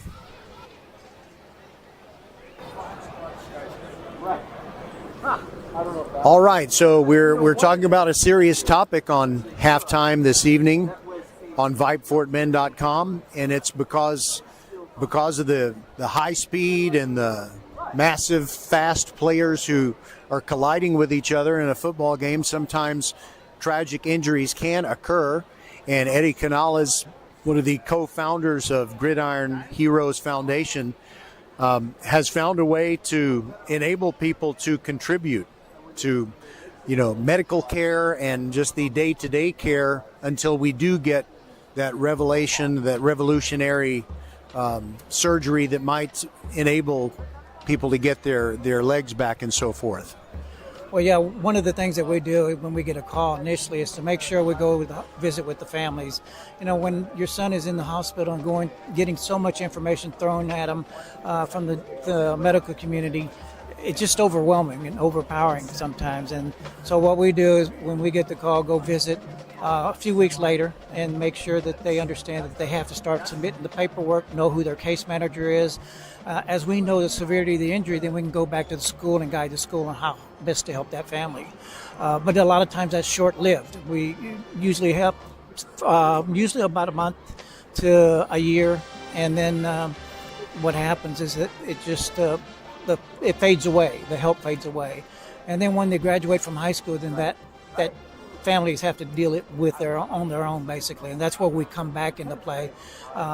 Making sure they're getting the equipment that they need, the help that they need, the supplies that they need. So we do what we can to help. If we have the funds, we're able to do that. And just recently, we just donated our 17th wheelchair accessible vehicle to a young man out of Houston. And so that's life-changing for these young athletes when they get a van like that. I always kind of tell a story of a young man out of Dallas that we gave a van to. And they asked him in a TV interview, what is the first thing he'd like to do when he get a van? He said, well, the first thing I like to do, first of all, I hadn't been out of my house in 2 years. But the first thing I like to do is go to a Jack in the Box and order me a hamburger. Something as simple as that we take for granted, right? It's life-changing for these families and for this young athlete. And again, you have to take in consideration, it's not just the athlete, it's the whole family involved. And so if we have the funds, we're able to do the things like providing a wheelchair-accessible vehicle, put ramps in their homes, provide like a pressure-reducing mattress, even sometimes having to buy a wheelchair where Medicaid or insurance didn't pay for something like that. And what's the best way for people to take some money out of their wallet or bank account and help folks with Gridiron Heroes Foundation? Go to our website. It's www.gridironheroes.org. And you can make a donation on there. There's a donation button to do that. All right. Now, Chris, whenever somebody has something really bad happen to them, they're certainly entitled to kind of focus on themselves. And I want to commend you in a big a way as I know how to do so verbally, and just say it was so big of you when you were at this football game as your dad took you there to try and kind of cheer you up, and you saw something happen to someone else, and then your compassion and your energy was directed toward helping that person. Where do you think that came from? Having a strong family. From my grandfather to my dad, it was always talk about helping other people. And when I saw Corey go down, it's made me stop thinking about myself and think about how to help him, because when I went through my injury, there was no help out there. I didn't have anybody to talk to, so I didn't want him to go through this injury alone and have at least somebody to talk to, let him know what's going to happen down the road. So who knows best than somebody who's been through it. Well, anybody who loves Texas high school football, I won't say anybody, but just about anybody who loves Texas high school football has watched the TV series Friday Night Lights, which has long since gone out of production. But in the first season of that show, where I just couldn't miss it. I had to watch every episode as it came on. But in the first episode, Scott Porter is the actor who played QB1. And what was his name, first and last name? Do you remember? Jason Street. Okay, and by the way, that was kind of a little derivative of James Street, who quarterbacked the Longhorns to the national title in the 1969 season. But he's a stud quarterback. His future looks bright. All kinds of colleges wanted him. And then he tries to tackle someone who intercepted one of his passes, I believe, and he was paralyzed. And I really think that the way they produced that program helps show exactly what it's like to go from having a girlfriend as pretty as Lila Garrity and a great future, and all of a sudden you're in a wheelchair. You lived it, Chris and Eddie. You lived watching your son go through it. Did they portray it very well? And any observations about the show? Well, it's funny that you bring that up. Yes, the part of the storyline is part of Chris's story. We work with the writers of the show. We were involved with the movie Friday Night Lights, and we got to meet the director, Peter Berg. He had witnessed a spinal injury, and it really affected him. So when we got to meet him, he wanted to do something to help Gridiron Heroes and the young man that he saw get hurt. And so we were part of the Friday Nights movie. And then when they decided to take it to a TV series, they asked Chris and I to work with the writers of the show. So part of that storyline actually came from Chris's story. All right. Well, Chris, it looks to me like that maybe Scott Porter may have kind of gotten some coaching from you on hand movements and stuff, because when he was playing that role of the paralyzed Jason Street, it was very, very convincing, didn't you think? Oh, yes. I mean, I couldn't write it any better. He's like a sponge, so anytime we would talk to him, he was always watching and looking at everything. And so, I mean, he studied really well. He actually went to rehab centers, too, and learned from them and how everything going on with therapy and all that, too. So, I mean, he was a real good sponge of learning everything. All right. So I think about your situation and how there's a lot of enjoyment of football and a lot of situations where kids could get hurt. And sometimes by the grace of God, they escape injury, and sometimes those injuries come along. It's almost like when you think about Christmas, you're celebrating. You have so many things to be thankful for, but you have to remember people who might be in the midst of a famine or some kind of situation such as that. I want to give either one or both of you a chance to say a little something before we let you go. Well, one of the things we want to make sure that folks know, football, families know, that we're not out to deter anyone from playing football. We still love the game of football. All these young men still love the game of football. But we want coaches to understand, too, is that because as a coach, these young men have learned the tools, or have been given the tools by these coaches. The never quit attitude, the hard work and determination, the discipline that they need to overcome an injury, to fight for their lives, has been instilled by playing the game and by listening to their coaches. So we want coaches to understand, hey, we have to do a better job to help these kids long term when something like this happens. But, and so we have to get the support from within the football community. All right, Chris, any last word? I just want to say thank you for listening to our story. Any little bit helps. I mean, it goes a long way. So we really, truly appreciate any kind of help. You're welcome. And also, I want to commend coaches because I think they do a great job teaching the right techniques. The thing is that it's just in the course of a football game, sometimes the head does drop when if it was held up, then the player may not be as susceptible to an injury. But hopefully and prayerfully this thing can continue to go in a good direction where this happens less often, and when it does happen, we can improve quality of life in a big way. So it is gridironheroes.org. Make your contributions. It's certainly a worthy thing for you to contribute to. And thank you both, Eddie and Chris Canales, for being our guests on VypeFortBend.com. We'll be back with more right after this.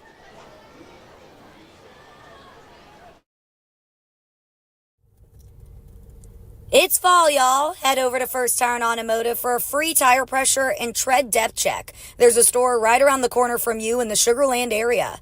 First Tire and Automotive prioritizes their customers and employees above all else. Their core values: family, integrity, reliability, service, and trust. Wherever your journey leads, reliable auto care is essential. A full synthetic oil change, just $60. Oh my! And more savings on the website. Book your appointment today at firsttireandauto.com. First Tire and Automotive, supporting school and youth sports programs for over 26 years. Get to one of First Tire and Automotive 4's convenient locations in Sugar Land and Cinco Ranch. firsttireandauto.com. Leanetti Graphics, the gold standard in Fort Bend County for screen printing, embroidery, banners, signs, t-shirts, and all kinds of specialty items. Whatever you need to advertise or show school spirit, team spirit, or company spirit, nobody does it better than Leanetti Graphics. We started creating our products in an apartment 23 years ago, and now our state-of-the-art facility in Stafford has everything to make your vision come true. Call your friends at Leanetti Graphics, 281-499-4959. Leanetti Graphics, the official banner provider for VypeFortBend.com.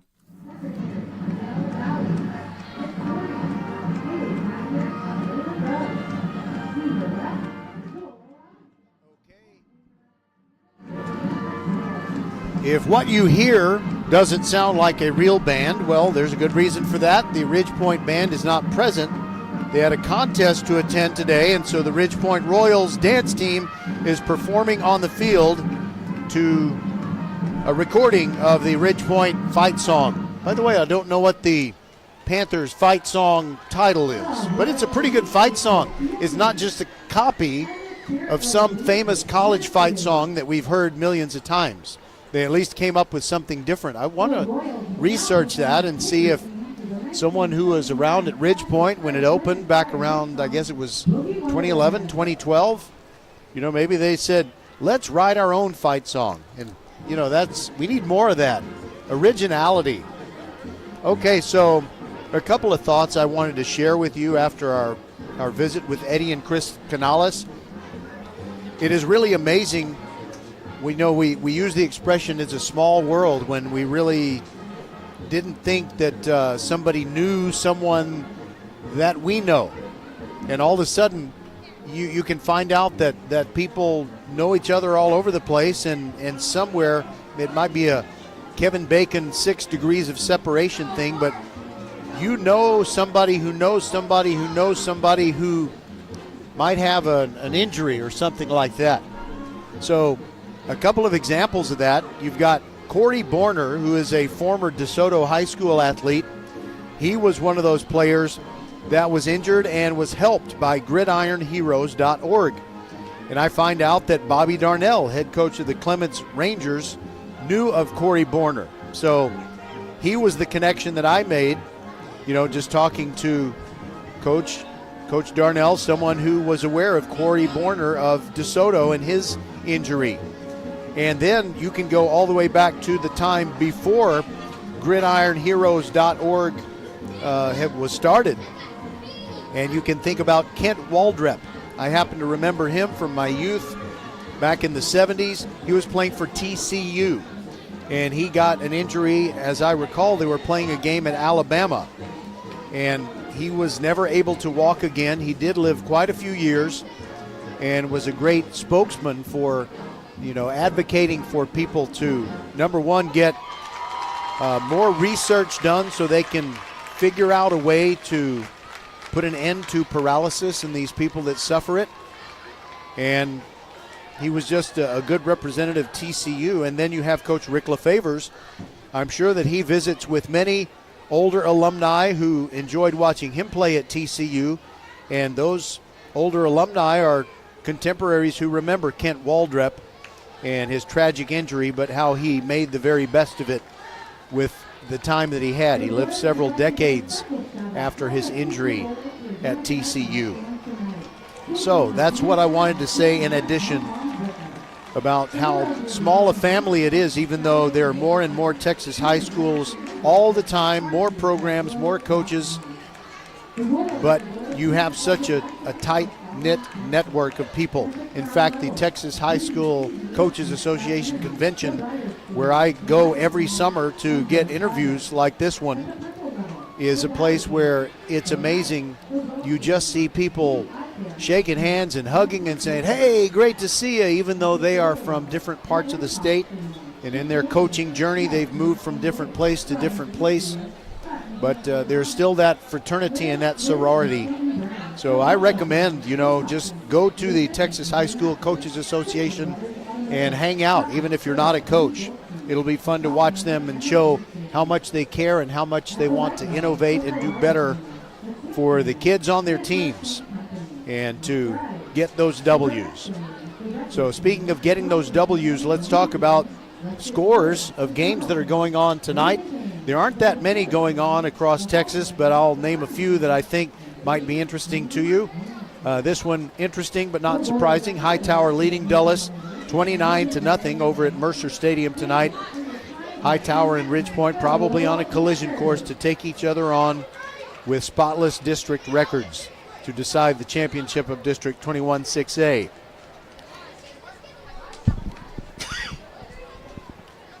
And across Greater Houston, Humble leading Channelview 28-14. That game has not yet gone to halftime. The Memorial Mustangs out of the Spring Branch ISD. Very solid program, usually very successful, but man, they have been having a rough time of it this year. But they're letting out a lot of their frustrations, leading 27-0 over Cy Ridge.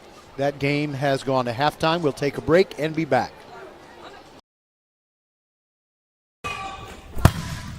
We are the volleyball school with 3 locations, Katy, The Woodlands, and our newest in Richmond on West Belfort.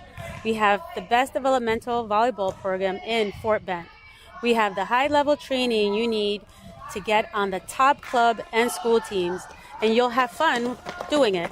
Our Richmond facility is at 18120 West Belfort. Visit thevolleyballschool.com and come train with us.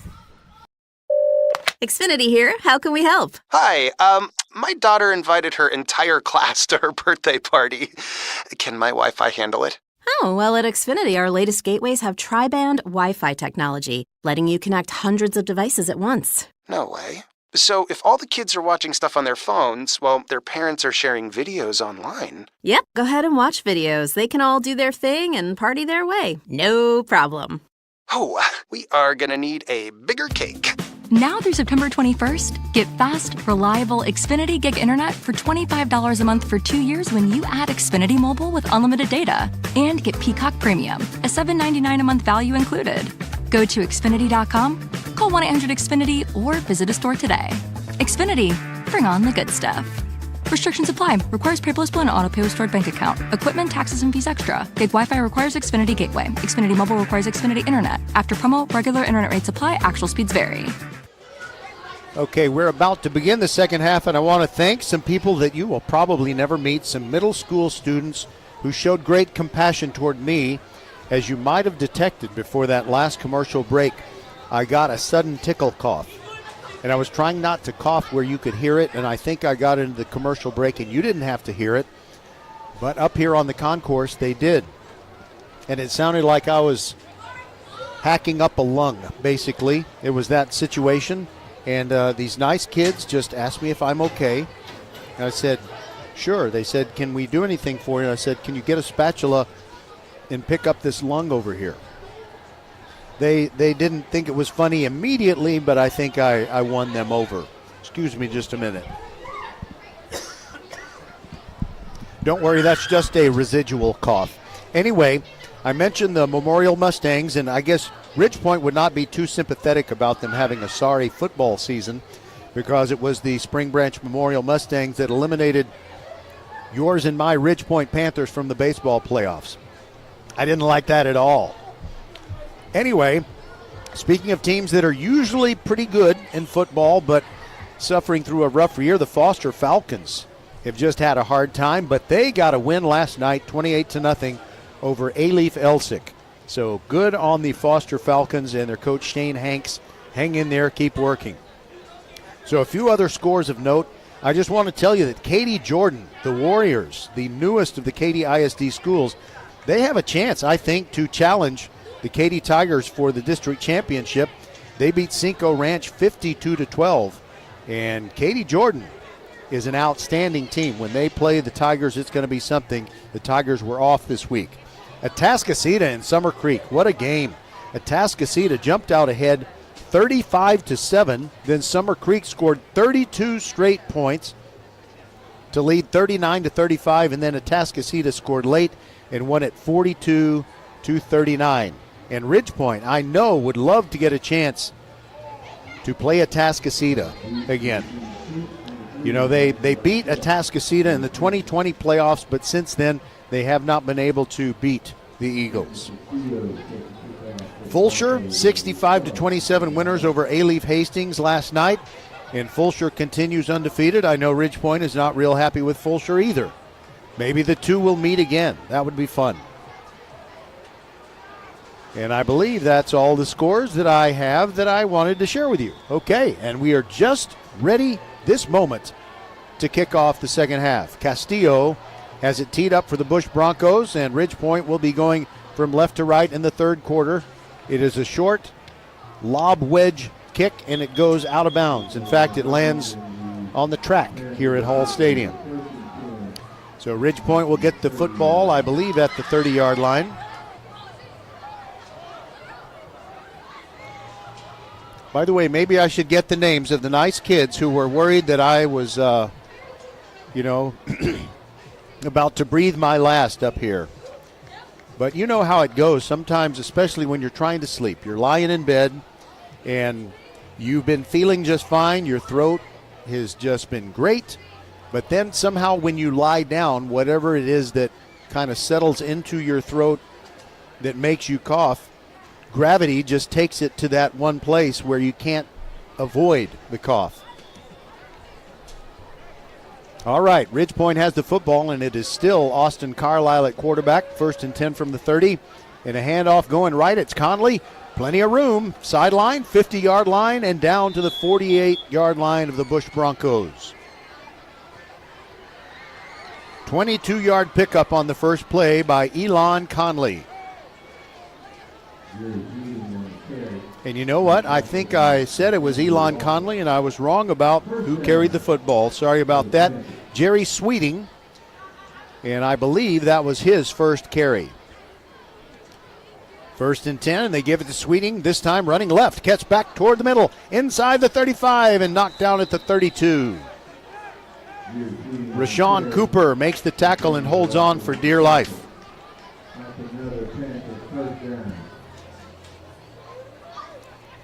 By the way, I think I might want to do an in-game interview.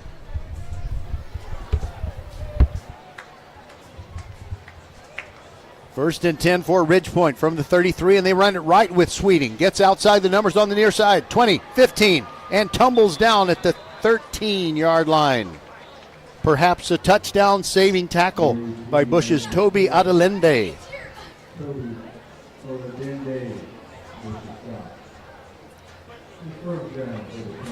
Well, Ridge Point looks like they're about to hang half 100 on the Bush Broncos. We're just a minute and a half into the third quarter, and we're probably going to have a running clock.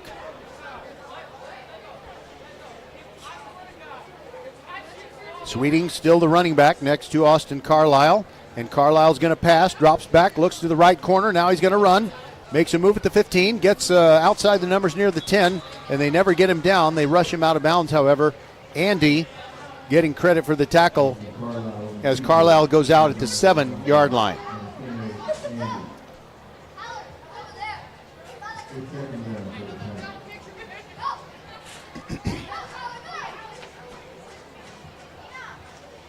So the Panthers, I'm not going to use the word inexorably again. I use that word too much, but I like it a lot. I like the word egregious also. 2nd down and 5. Give to Sweeting. Great blocking up front. He's inside the 5. He keeps on going and into the end zone. Touchdown, Ridge Point Panthers. No flags. And they now have upped their lead to 55-0. And you know what? I think they're going to let a different guy kick the extra point. It's going to be Trey Toon. And Trey usually does the punting for Ridge Point. He's a left-footed kicker, so Hayden Willie has to hold the football from the other side. Yeah, you don't want to strain Bretson Booker's leg. He had kicked 7 extra points already, and Trey Toon almost hits the cheerleaders, who are, you know, how you get into the third quarter and cheerleaders from both teams get together out on the track, and I don't really know why they need to do that. There's still a game going on. We'll be right back on VypeFortBend.com.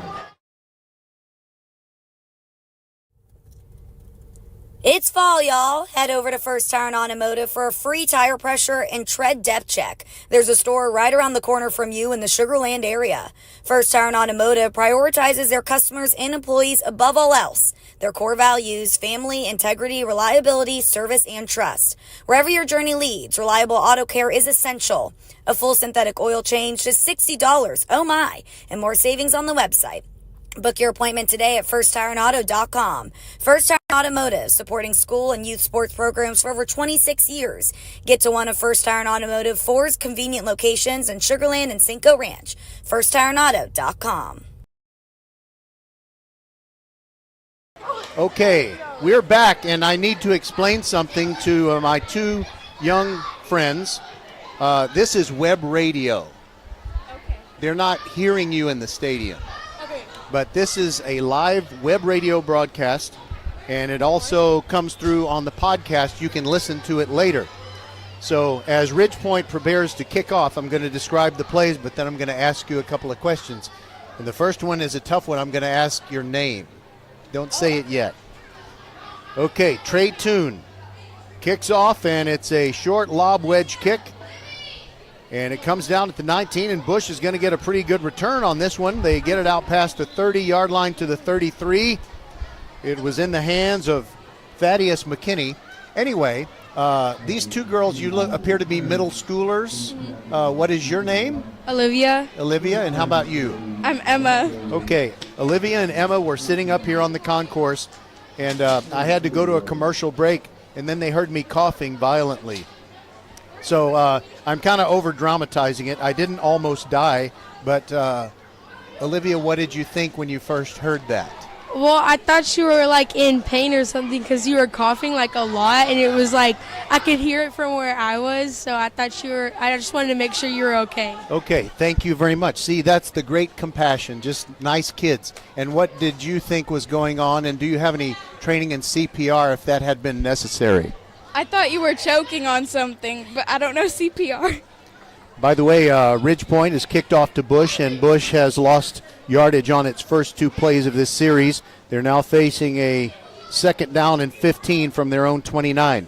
Well, I just want to say thank you, because even though it wasn't a true emergency, if it had been, I'll bet you would have helped out.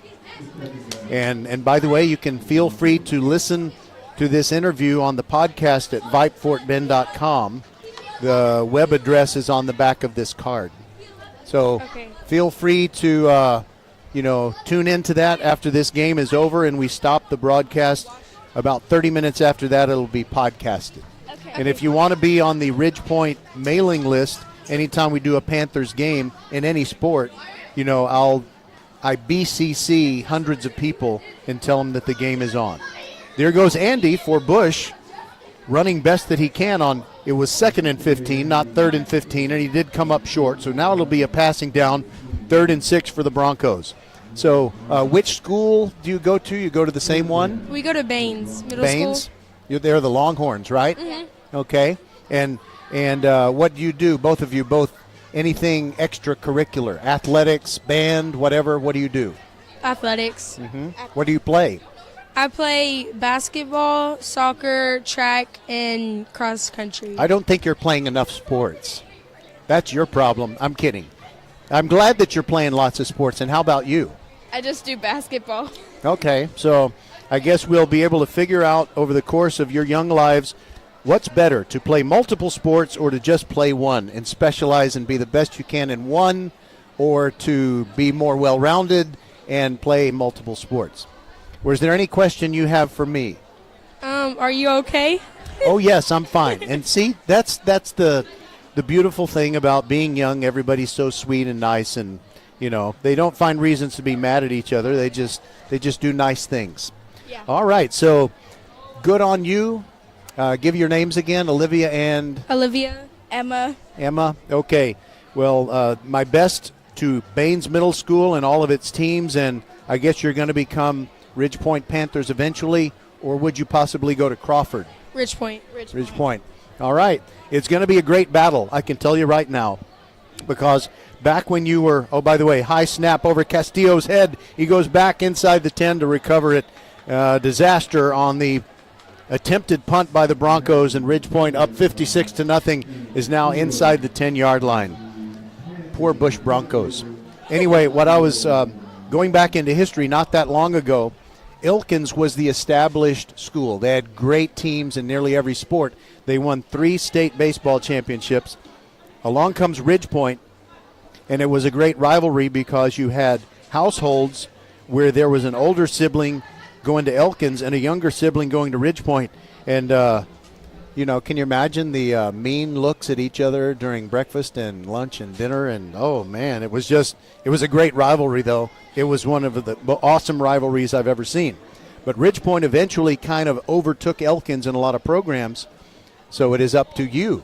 The pressure is on you, Olivia and Emma, to make sure that Crawford does not surpass Ridge Point. By the way, there is a Ridge Point run down to the 1-yard line. In fact, inside the 1-yard line is Jalen Williams. Normally, girls, when I do a broadcast, I describe every play, but it's 56-0, so I decided to throw in this new twist. So you can tell all your friends that you are on the podcast, and you can have them listen to the podcast of this. All right, here we go. And there is the give up the middle, and the touchdown. Jalen Williams makes it, I'm not real good at math sometimes, 62-0. Thank you very much. And you want to name your friends who are listening This here? is Hazel and Charlie. Hello. Hi. Hazel and Charlie. Hazel, Charlie, Olivia, and Emma. Thank you very much. Give yourselves a hand. Thank you. Jesus loves you. Have a great day. That's right. Jesus does love you. Live life to the fullest. Right. All those young people out there, just keep on living. And all the old people, well, keep on living too. You don't consider me one of the old people, do you? No. Oh, good. You are young. You are young. Good answer. Well, I'm young at heart. Thank you Yes, very young. much. Be kind to everybody, guys. Be kind, treat others how you want to be treated, and that's all. Thank you very much. Have a great day. All right. Thank you. From the mouths of babes, great wisdom. Okay, so Skylar Gillespie, I hope you were listening to that inside the mothership at Vype World headquarters. On the play where Jalen Williams scored for Ridge Point, Andy was hurt for the Bush Broncos. He's so important to their team, and he's running off the field, and he's kind of hanging his left arm at his side. So sometimes you can get a stinger or a burner in a shoulder, and it makes it very hard to lift your arm. So it looks like Andy's going to be okay, but but his left arm is not feeling real good. Trey Toon on to add the extra point. Out of Hayden Willie's hold, the kick is up. The kick is good, and look out, cheerleaders. Fortunately, there are a couple of young men out there making sure that the ball didn't fly into the cheerleader circle. Our new score is 63-0, 6 minutes to go in the third. And by the way, if Olivia or Emma go on to be famous in athletics or whatever it may be, I think they should hold on to that recording of that in-game interview. It was totally impromptu, and this is the kind of thing that I like to do when a game gets out of hand. Do something to make it interesting and bring more people inside the tent, so to speak. We'll be back on VypeFortBend.com after this from First Tire and Automotive. It's fall, y'all. Head over to First Tire and Automotive for a free tire pressure and tread depth check. There's a store right around the corner from you in the Sugar Land area. First Tire and Automotive prioritizes their customers and employees above all else. Their core values: family, integrity, reliability, service, and trust. Wherever your journey leads, reliable auto care is essential. A full synthetic oil change, just $60. Oh my! And more savings on the website. Book your appointment today at firsttireandauto.com. First Tire and Automotive, supporting school and youth sports programs for over 26 years. Get to one of First Tire and Automotive 4's convenient locations in Sugar Land and Cinco Ranch. firsttireandauto.com. Trey Toon kicked off following the Ridge Point touchdown. And the return by Thaddeus McKinney goes from the 30 to the 35. McKinney muffed the ball but quickly picked it up and made what he could as far as yardage. So I do this to myself a lot, and I shouldn't, but I know that we have Crawford taking on the Brazosport Exporters next week, and that's either a Thursday or a Friday game.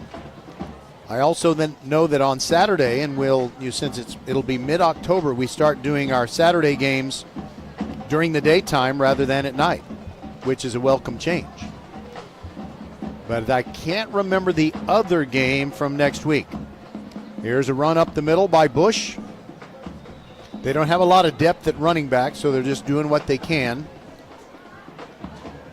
Brody Thornton is their quarterback, and he usually gets a good share of the rushing yards by the Broncos. 1 yard pickup on that last play where the carrier was Eakins. No, it's Andy. Andy's back in there. Good to see him back in after he got hurt on the most recent touchdown play. But it was a run of less than 1 yard by Andy. 1 yard singular. And the Broncos taking plenty of time between plays. Their play clock is now at 3 seconds. They take the snap. There's the give to Andy. Makes a move when he gets across the line of scrimmage, and a good effort. Carried the ball out to the 30. Now they'll be left with a 3rd down and 4 situation. And since there are some substitutes coming in for Ridge Point that have, sometimes don't get a chance to play, but they're making their plays now. I wanted to recognize the tackler on that play, but it looks like they've switched out for him. Kyle Shetsky is in there. Play clock getting down to 10 seconds now. Here's the snap and a play action pass and a pass over the middle intended for Eakins, and a flag comes in, as well it should. Bryson Dossett was covering Eakins, but he bumped into him before the ball got there, and he was not really going for the ball.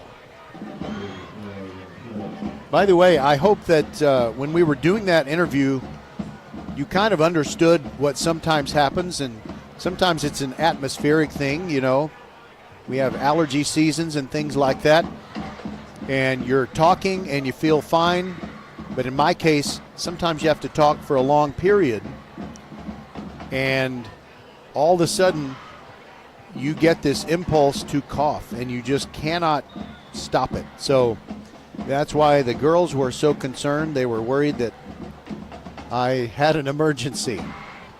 it's nice to know that they care.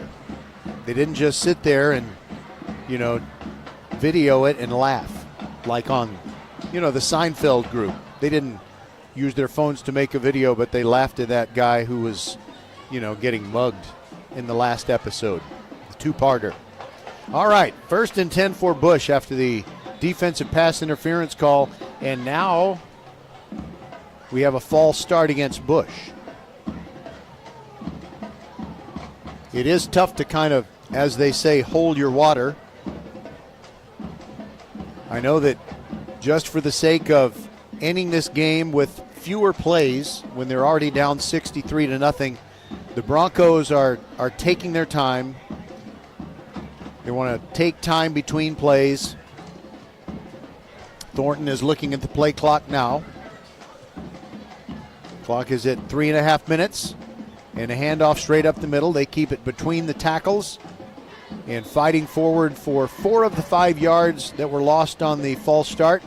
Andy picks up a gain to the 34. So it'll be 2nd and 11 from right there.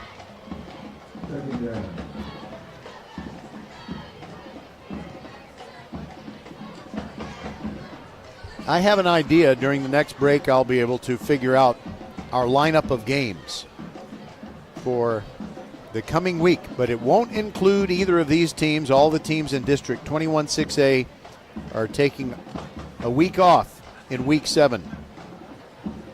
Everybody gets an open week across Texas.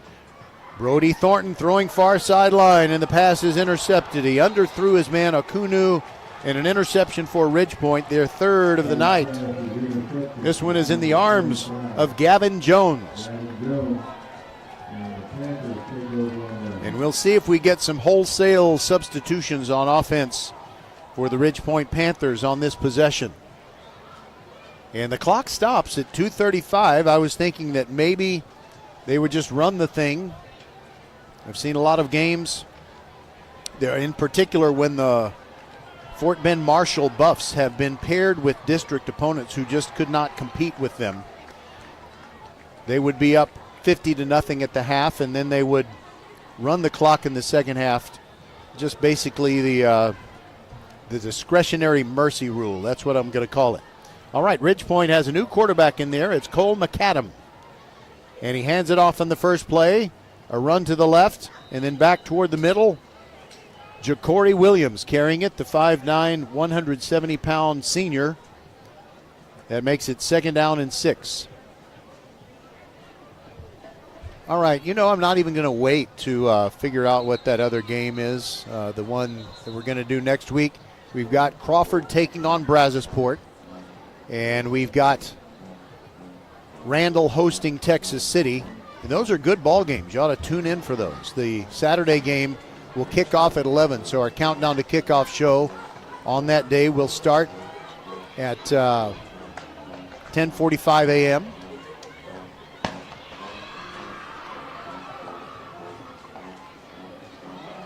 There was an offsides penalty on the Bush Broncos. They jumped across the line. And so that's going to make things a little easier for Ridgepoint, as if they need some help. It's now going to be 3rd down and 2. Okay. I know where to go to figure this out. Now they're walking it back to the original line of scrimmage. I don't know what's going on here.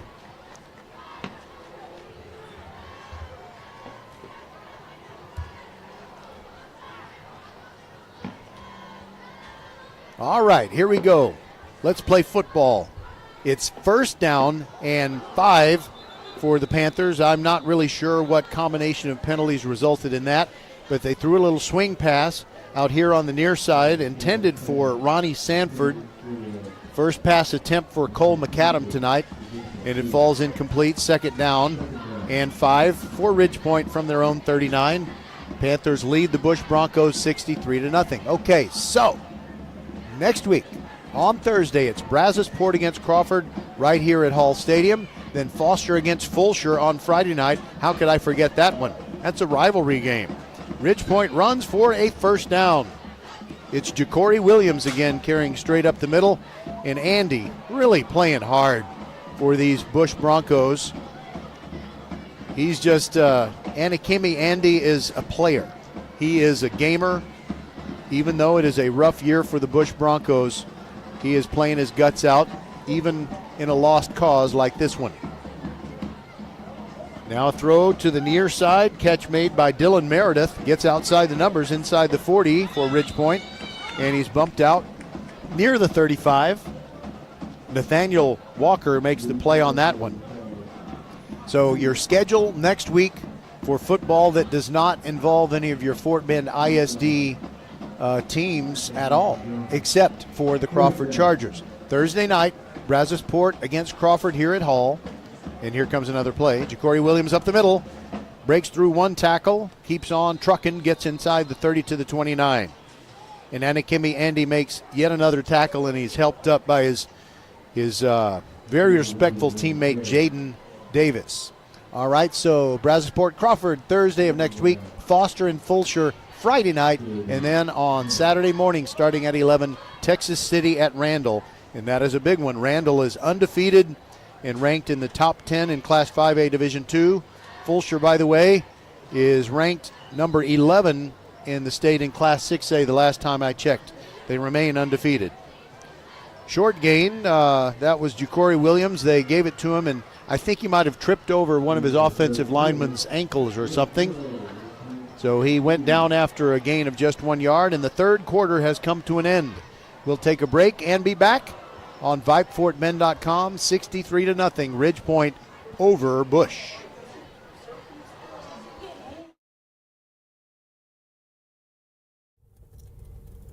It's fall, y'all. Head over to First Tire and Automotive for a free tire pressure and tread depth check. There's a store right around the corner from you in the Sugar Land area.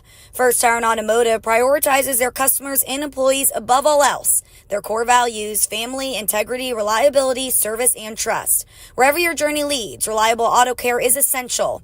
A full synthetic oil change, just $60. Oh my! And more savings on the website. Book your appointment today at firsttireandauto.com. First Tire and Automotive, supporting school and youth sports programs for over 26 years. Get to one of First Tire and Automotive 4's convenient locations in Sugar Land and Cinco Ranch. firsttireandauto.com.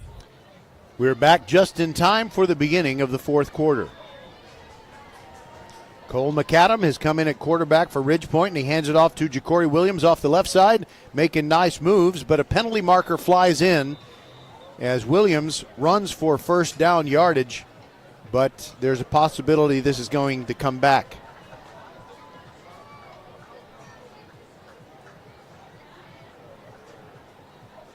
And Mike Alsobrooks is our referee.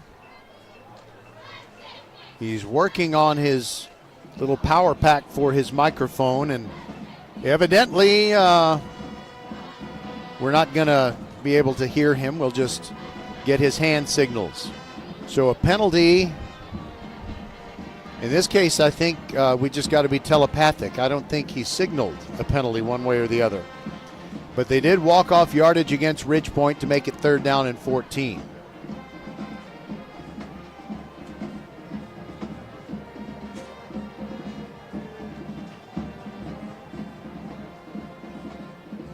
McAdam drops the snap. I think he was expecting a whistle. He picked up the ball very casually, and in came a bunch of Bush pass rushers. I think it's just been a false start on Ridge Point, and maybe McAdam knew that, and so he didn't think he needed to pick up the ball with any urgency. But I believe that Coach Rick LaFavors wants some urgency. He's going out there and talking to his second team offense, and he wanted better execution and so forth. So it's the punt team going out there now. By the way, I think maybe that was a real play that we just saw. It didn't look like one, but they snapped it to McAdam, and here came the Bush players. And then they blew the whistle, and I guess that was the end of the play, and now Trey Toon is punting it away. High wobbly punt. Lands at the 20 and bounces backwards all the way back to the 27 or the 28 of Bush. So that it only ends up being a 15-yard punt. Trey Toon is a quality punter. I can kind of see how you might lose absolute focus and being locked in a situation such as this. 63-0, 10:20 to go in our ball game on a Saturday night. Roger Smith along with Skylar Gillespie, and Skylar, you know, he's one of those real popular guys, the life of every party, so he could be somewhere else, but he's inside the mothership at Vype World headquarters, making sure we have a good broadcast. And with the score 63-0 and Bush huddling up over on its own sideline, the clock did not start, so we're not going to have the clock moving along just for the sake of mercy. So the Broncos have the football, and Brody Thornton goes out there to take some more snaps. And he hands it off, and a first carry for one of the Broncos, a 2-yard pickup from Colin Contreras.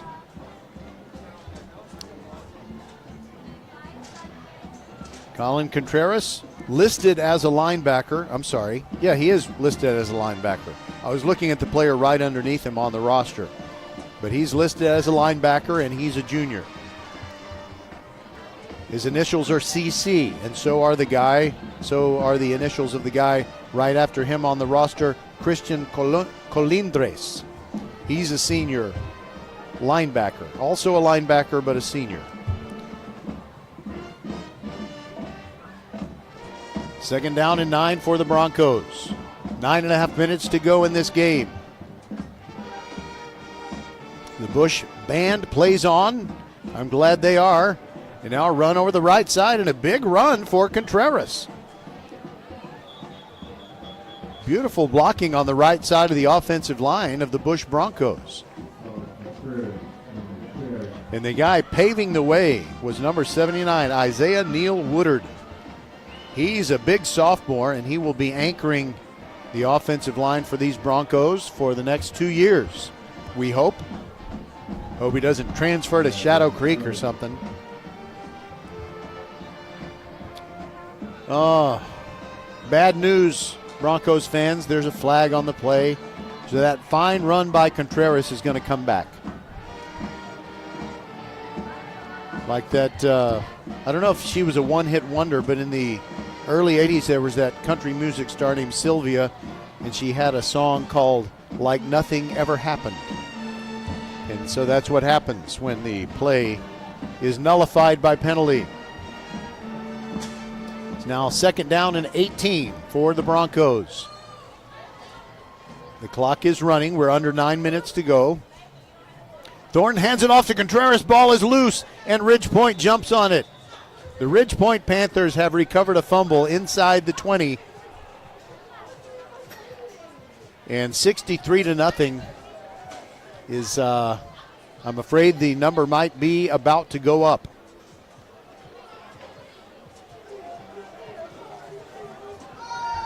And just in case you're wondering, over at Mercer Stadium, Hightower is taking on Dulles Vikings. So let's check out those current scores of games around the state of Texas.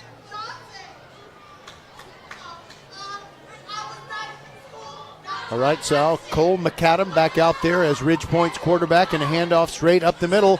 Jalen Williams breaking tackles, gets inside the 10, still going, not stopping, pushing. There goes the pile right at the goal line. Did he get in? Yes, he did. A 17-yard touchdown run for Jalen Williams. Meanwhile, back at the 20-yard line, one of the Bush Broncos is down. And don't worry, those kids that you just heard cheer, they're just having a good time. They are unaware of the Bush player being down. So that is not what they're cheering, just in case you were wondering. In the fourth quarter of the game at Mercer Stadium tonight, Hightower leading Dulles by a score of 42-0, and the injured player gets to his feet, and the trainers are assisting him to get him over to the sideline. That is Cameron Robinson, another sophomore on the interior line of the Bush Broncos. 8:29 left on the clock as Ridgepoint comes out to kick the extra point. And if this is good by Trey Toon, it'll be 70-0.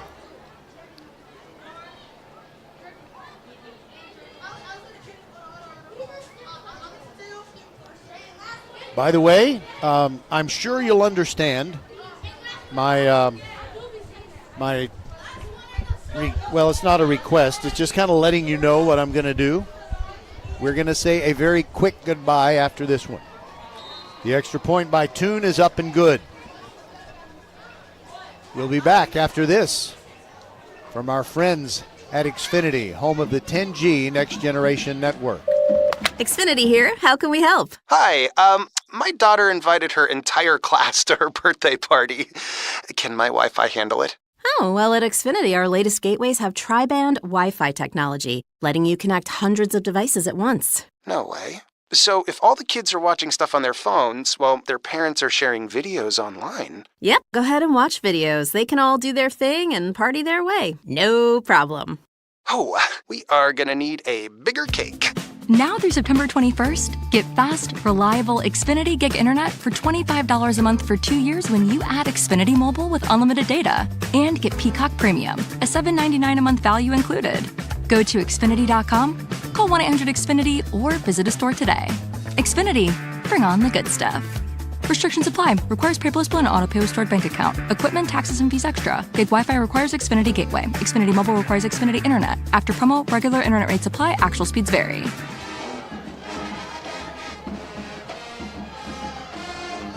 The Bush Band continuing to entertain us as Trey Toon kicks off for Ridgepoint in a 70-0 game. And the Bush cheerleaders still working hard to keep the crowd enthused. And from the 15-yard line, here comes the kickoff return of Thaddeus McKinney running left. And good Ridgepoint pursuit. He's able to turn it up the field and get out to the 22. Got a nice block on the play from Isaiah Thomas. Not the Isaiah Thomas. This Isaiah Thomas spells it with 2 A's in his first name, like in the Bible. Isaiah Thomas, formerly of the University of Indiana and the Detroit Pistons. He only had 1 A. It was Isiaah. Ridgepoint looks like it's warming up another quarterback. Luke Castro might get a chance to go in and take some snaps. And he's playing catch with Julian George.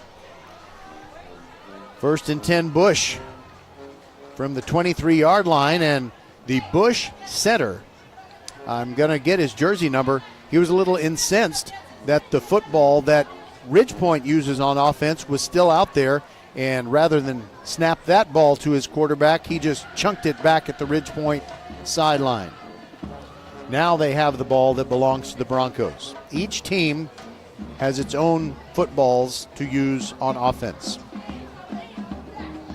They got to meet regulations and everything, but, you know, some like them fairly new, some of them like them kind of older and a little bit smoother on the surface. Run up the middle, 3-yard gain. Andy carrying again. And for Ridgepoint, Timothy Landau on the tackle.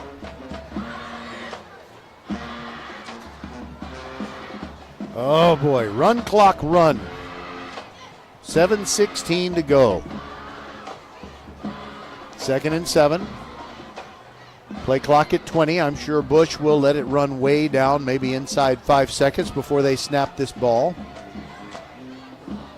Brody Thornton with hands on hips. 10 seconds now on the play clock. Takes the snap. It's a rather slow one, but a good run. Andy fighting his way forward. Got 3 yards and then he was pushed back. And Ridgepoint players who don't often get into the game, very enthusiastic. And one of them, Joseph Johnson, 5'9", 180-pound senior linebacker, made a tackle, and that brings up a 3rd and a long 5 for the Broncos. We're approaching the halfway point of this 4th quarter.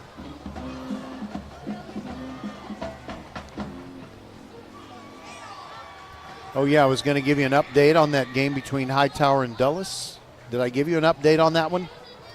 One of the Ridgepoint players is lined up offsides. Here is a give to Andy, dropped in the backfield for a loss of 2, and that should be offsides on Ridgepoint. Their linebacker, I believe, over here on the near side was leaning up where his head was eclipsing the ball. There's no way he wasn't offsides. But no call. And Bush is going to punt with 4th down coming, 7 yards to go. Nobody back for Ridgepoint.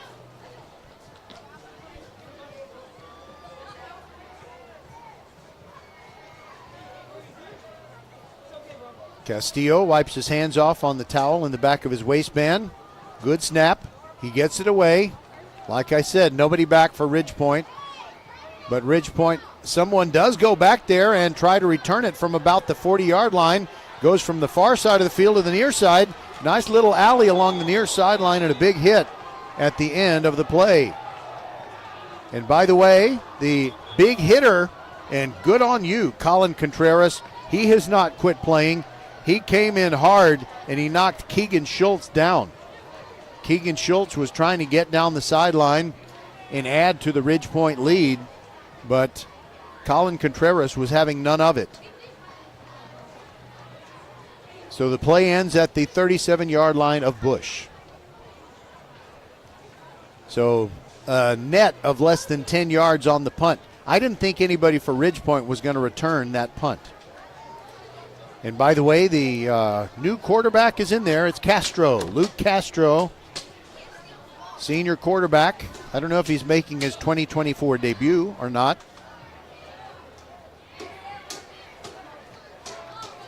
We're moving down to 4 minutes to go, and there's a handoff up the middle. There goes Jacory Williams with yet another productive run. He picks up 10 yards and a first down. That's a first down.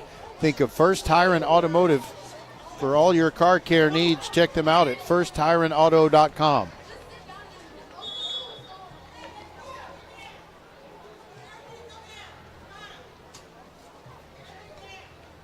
By the way, that is one of my favorite Fort Bend ISD officers, Officer Armijo. She's awesome. And she told the kids that were just messing around and making noise to get off the concourse. There goes Jacory Williams, spinning out of one tackle, picking up 1 yard, and then the Bush Broncos push him back. Credit should go to the guy that slowed him down, Toby Adelende. And we're moving in on 3 minutes to go in this one-sided football game.